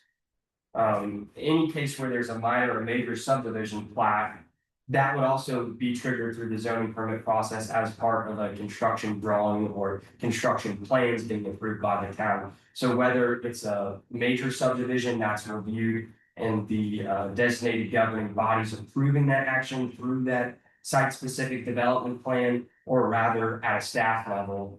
I do hear you, but I think on the different levels of where we could see wetland disturbance, I may not be the sole final acting body on it, on 9 times out of 10.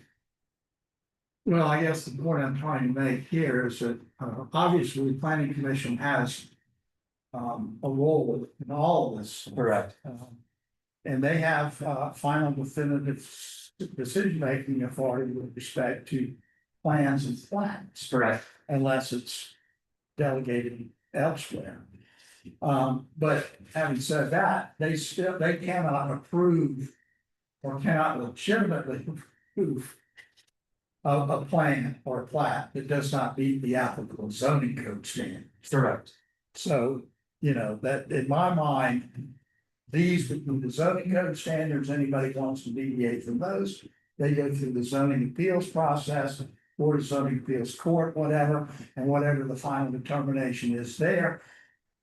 Then they take that to the planning commission in their plan and plat approval process. Or they just Yeah. do what they're supposed to do. So just for clarity there, so any land development activities as defined in the land development regulations and state code, you're stating would not be subject to these regulations. No, the exact opposite. Okay. You just clarify that for me again, because you said Okay. the zoning code is the zoning code, but the land development regulations and the zoning code are 2 separate things, right? Yes, And in some cases, I'm reviewing it, or the planning manager is reviewing it, or planning commission. So in those 2 review capacities, it wouldn't go to the Board of Zoning Appeals, it would only go to the planning commission, whether it's being reviewed by the planning manager appeals, go to the planning commission. Or if it's by the planning commission, it goes to circuit court per state law. no.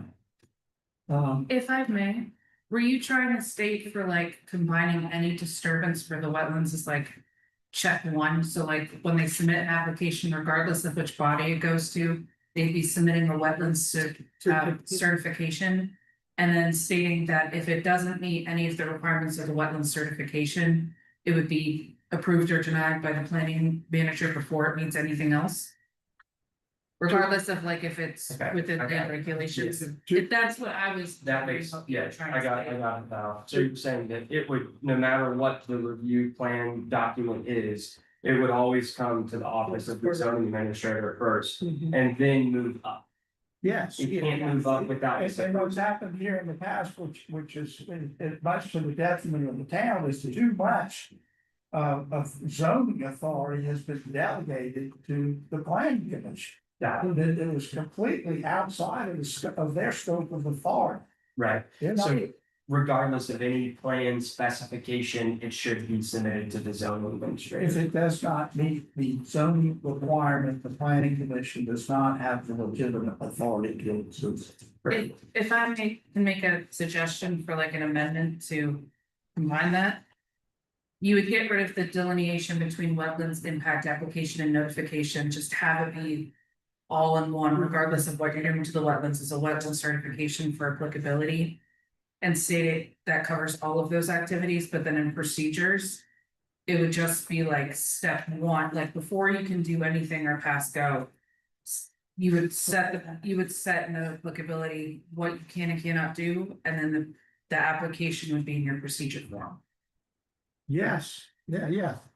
But So it would before, be- say, for example, if somebody wants, submits a subdivision plan to make lots. All right, the planning commission has no legal authority to approve lots that don't meet the zoning standards with respect to dimension and size requirements. But they've done that all along, that's whatever, but that's, and the review should be, I mean, you know. Somebody should be reviewing everything the planning commission does with respect to zoning provisions. But they may or may not be doing that, and well, whatever. So if the minimum lot size is an acre, they can't approve a plat that has lots less than an acre. Not legitimate, they can approve whatever the heck they want, but if somebody says, hey, wait a minute. This isn't legal, you know, your lots have to be at least an acre, you think you have a hardship that you should have lots less than that? You go to the Board of Zoning Appeals and get a variance. Yeah, no disagreement. Okay, then, but you figure out what this stuff should do.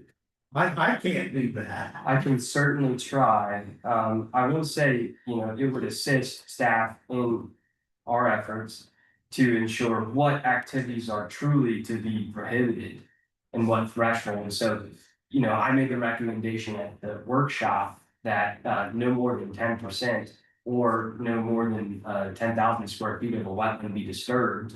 And essentially what that would do is it would capture smaller to larger sizes, and anything that would be, you know, 100,000 square feet or more couldn't be impacted because you can only do 10% locally. So, and again, that keeps it under nationwide triggers, which would Are keep those it, regulations still in effect? yeah. If anyone wanted, yeah, if So anyone wanted to. what is the federal government, what is the, that recent court case said? If you're proposing an impact to a wetland. Up to a certain threshold, you can get a nationwide permit for it. What is the most recent Supreme Court? That's Sackett Right. versus EPA, which surrendered, I believe, the.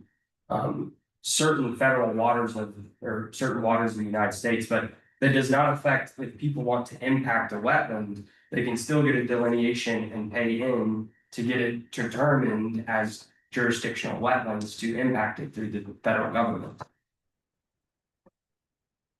Maybe I'm not understanding. My understanding was that it changed essentially the definition of wetlands. A wetland now would only be, according to the Supreme Court decision second, something that was connected to a continuous flowing body of water. For example, it had to be something that flowed continuously into the interface. And And if under it was just an isolated wetland that was wetland for most of the year, but it didn't connect continuously to a flowing body of water, then it would not be. It's no longer wet. Yeah, You can still get an 80J with proposed impacts to any wetland. yeah. And that would So trigger, this thing was, it's not wet, so you Yeah. don't need a permit. Yeah, If it's not That- wet, then that's you the don't need difference. any way, shape or form of wetland permit. which is why we need a professional to delineate, because the ruling in Sackett really ignores the vast bunch of what we would previously consider that. Well, what I think it does too is it basically says the federal regulations don't apply. Right. There's nothing in there that says state and local regulations cannot apply. I think you may be misinterpreting what I'm explaining here, is that people can still impact the wetlands and get a nationwide permit for it. It's a subject. from the federal government. But it is a wetland only as defined by the most recent Supreme Court decision. The things that aren't wetlands based upon their ruling, you don't need any permits for anything. No, you would need a CCC permit for disturbance of any wetlands within the state, since they are MS4 for the town. But don't you see what I'm saying? If it's not, if they have changed the definition of what constitutes a wetland to something that was previously defined as a wetland, and is no longer defined as a wetland, then no permitting attaches. So, yeah, but it's my interpretation that this ordinance not only applies to jurisdictional, but also non-jurisdictional wetlands. Yes. So to avoid both impacts to non-jurisdictional and jurisdictional, the town restrict that threshold to be able to impact. Yes, so I guess the disconnect here is that, and I get it, I think you're arguing that, yes, there are. There are other wetlands that haven't been so designated or defined as not being wetlands anymore. That all is still there, and our ordinance needs to respect that, because that's coming from a higher authority.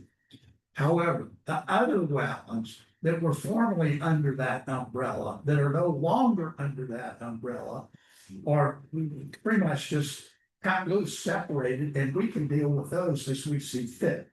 I think the Clean Water Act gives us the ability to regulate wetlands within our jurisdictional as we've seen fit anyway, whether they're jurisdictional or non-jurisdictional. Yeah. Well, Because in multiple municipalities and states and across the country, there's stricter local requirements than what the federal government has.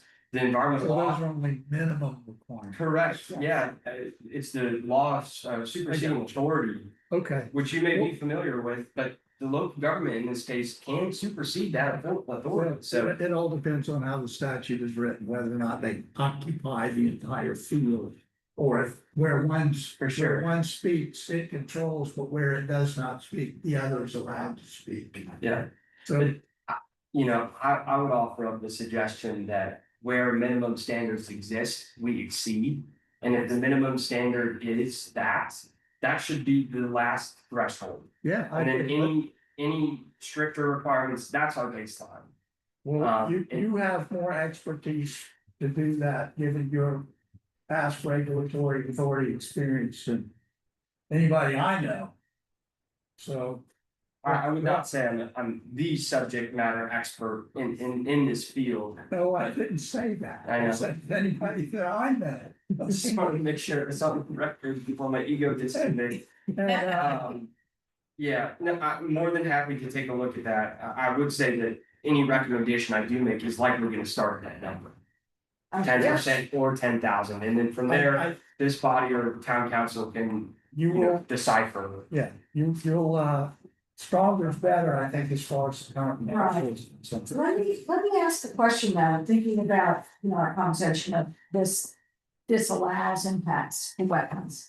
It allows impacts to wetlands unless, as in, on page 33C, the planning manager shall not approve any application, conditional or otherwise, unless it finds that the proposed disturbance will, and this does get a little, well, maybe it's subjective, maybe it's not, will not cause a net loss of wetland area functions and values, will avoid wetland areas to maximum extent practical, will not increase flood, erosion, subsidence, or pollution.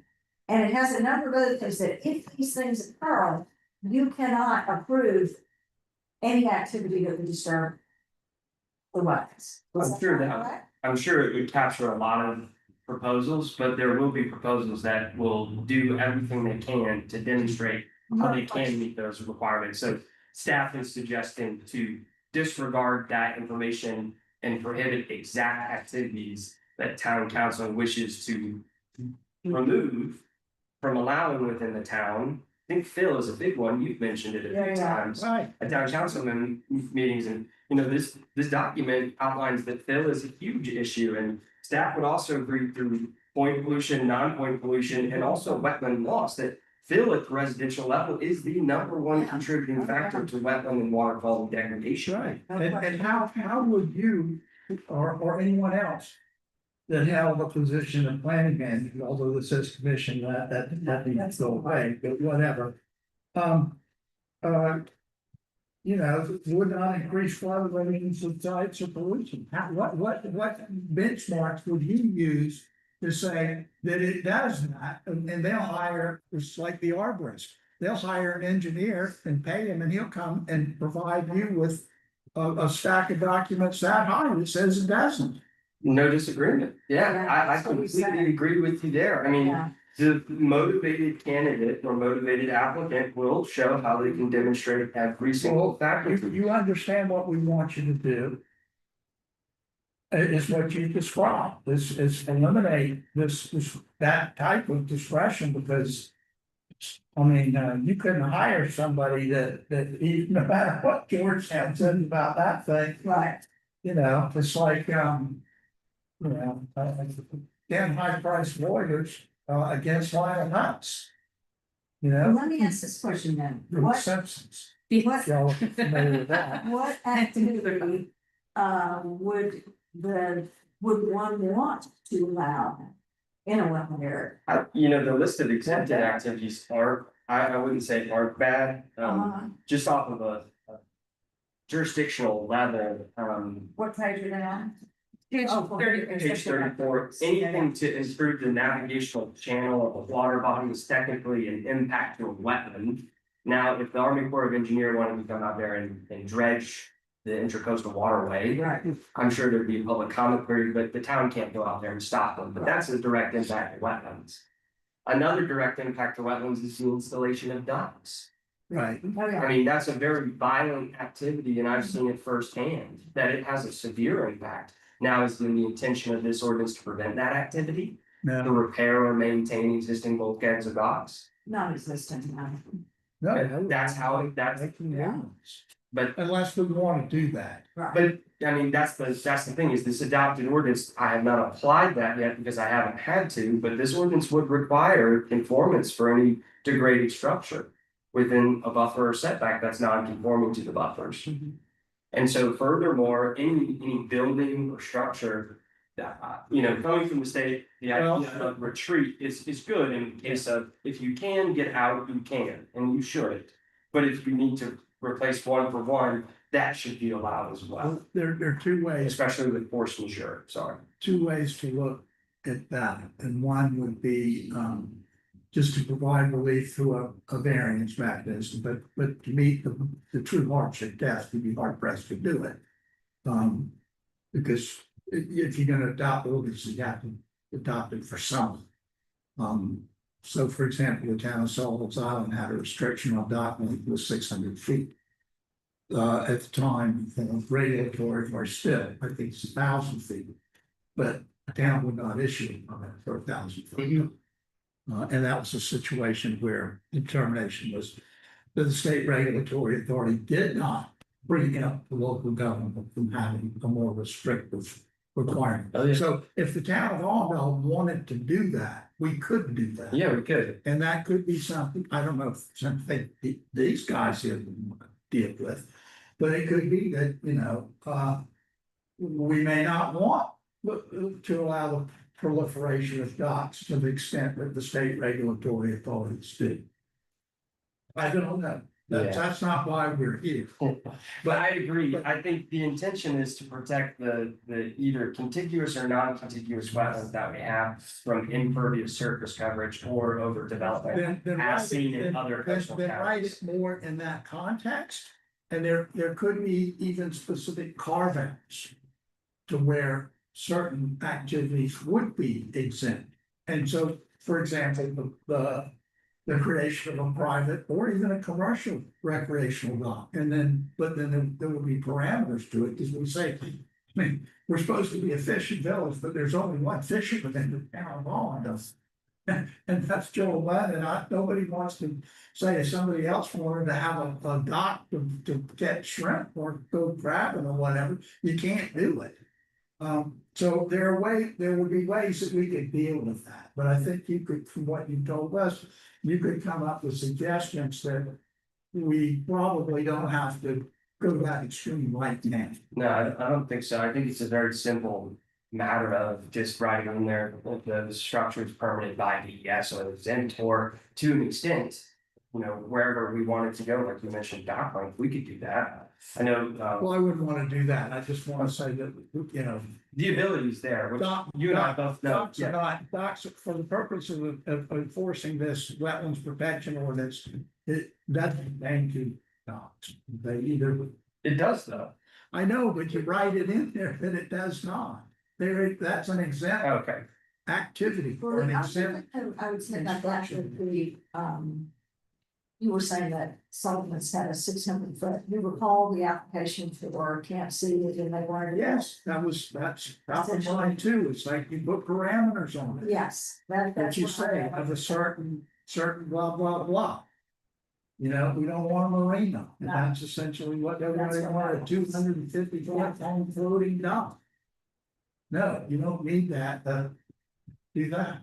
I do have a clarity question, or like, because we have discussed about moving the activities prohibited and exempted underneath applicability. So essentially what we would be doing is striking out section 153.255 and moving that into applicability.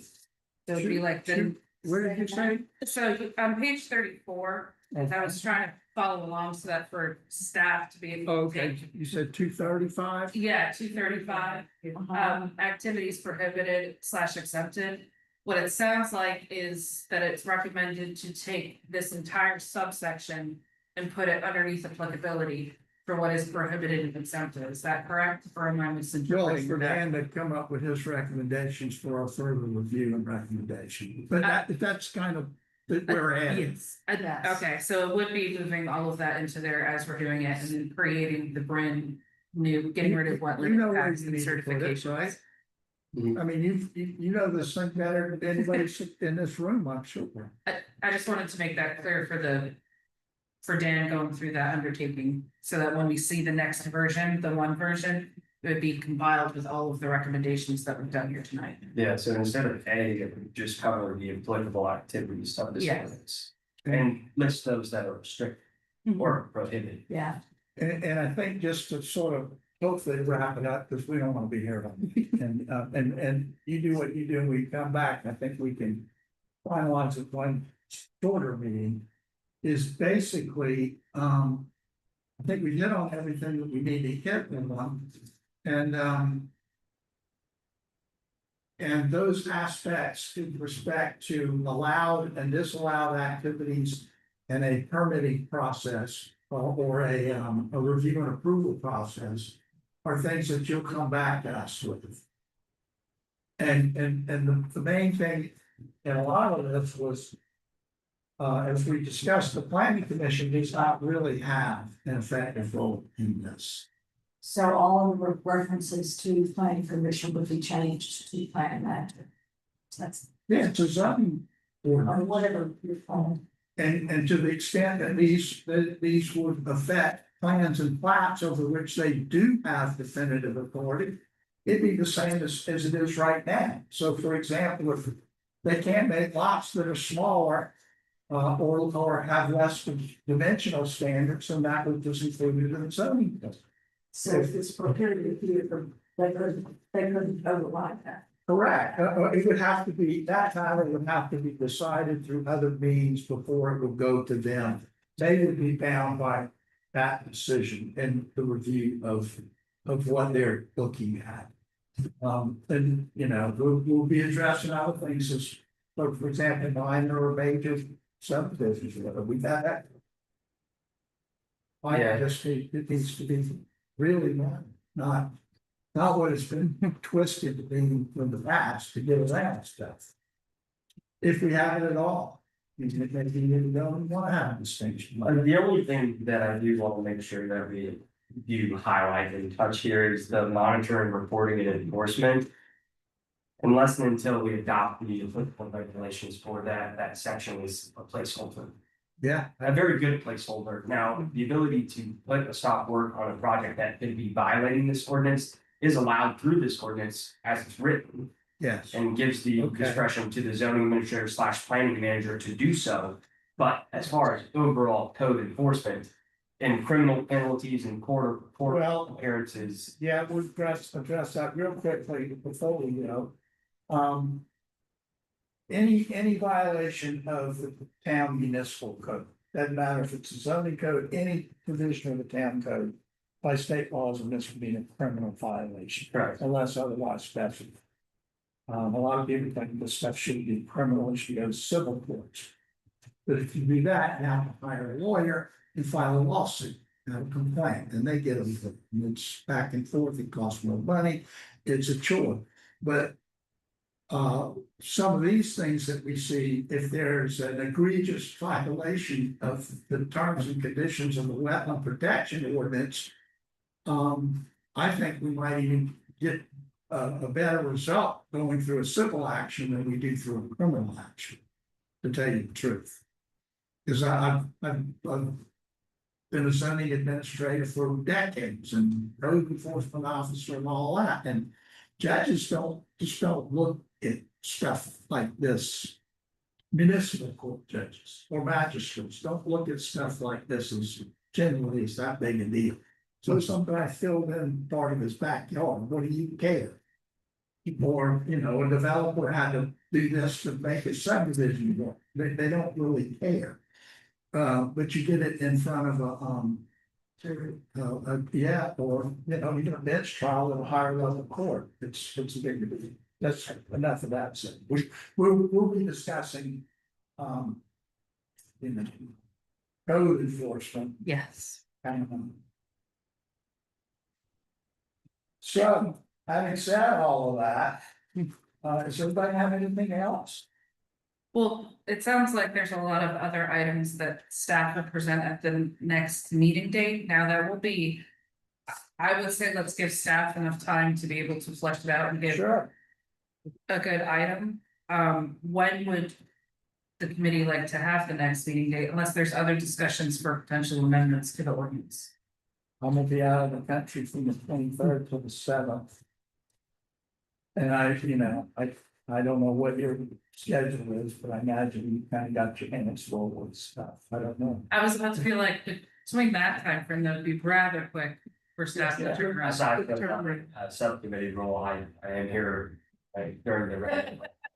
So I can accommodate a meeting for sure.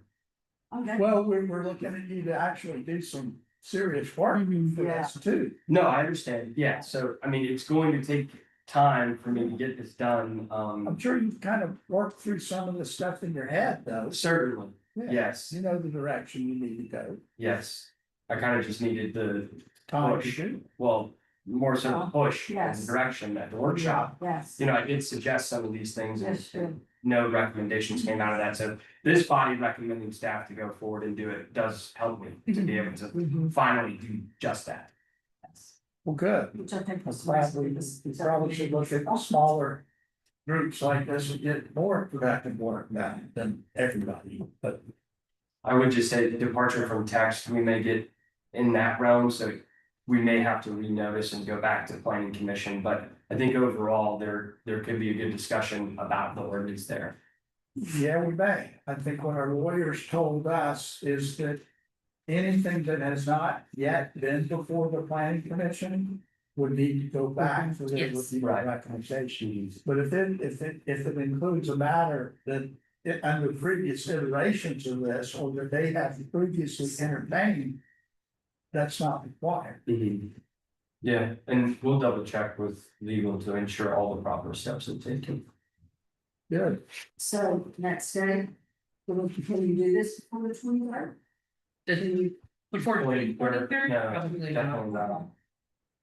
So, I mean, we can, And I Great, would great, think Jennifer. July. So we have a bit would of. there possibly be time from the 7th and 14th to do it? Of July, Yes. Planning commission meetings on the sixth, Board of Zoning Appeals has to meet on the sixth. so yeah, BZA is on Because the they have to sixth, reappoint the chairs, planning commission is on 13th. the 9th, or no, 7th, you're gone the 7th, right? Come back. Come Monday. I'm back on the 7th. But I don't even know when my flight is. So I would say probably, So the 9th, Different times. Probably not. July 9th, That's a month. Give or take from today, Yes, 2 days after I get back, I mean, is that, I mean, we can always do, Just, yeah, well, I mean, we have a planning commission meeting on the 13th, so. And how long you gone for? until the 3rd of August. I'm kind of gone again the end of August, so. All right, well, I'm gonna have to get you off, but somebody else. It's gonna be around. Um, I'll be with the 9th. Thursday night at 5 o'clock. let's do it tentatively for the 9th.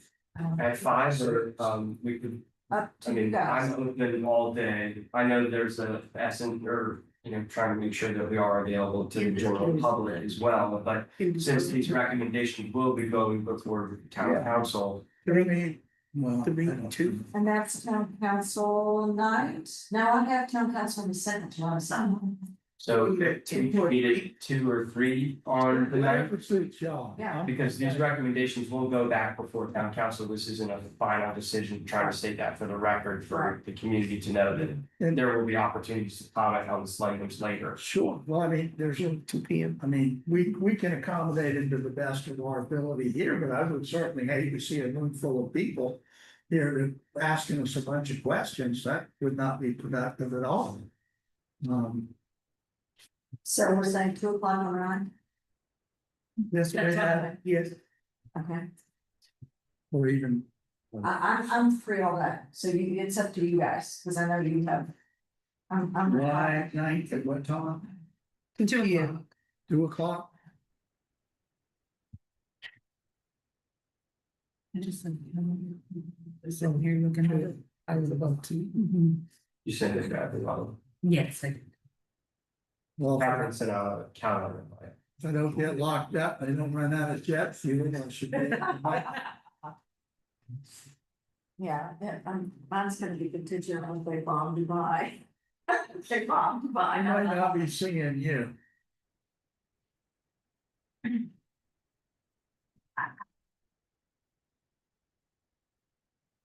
Any Well, closing remarks? no, thank you, I appreciate it. Motion to adjourn? Motion to adjourn. I like you to go, Dan. Second.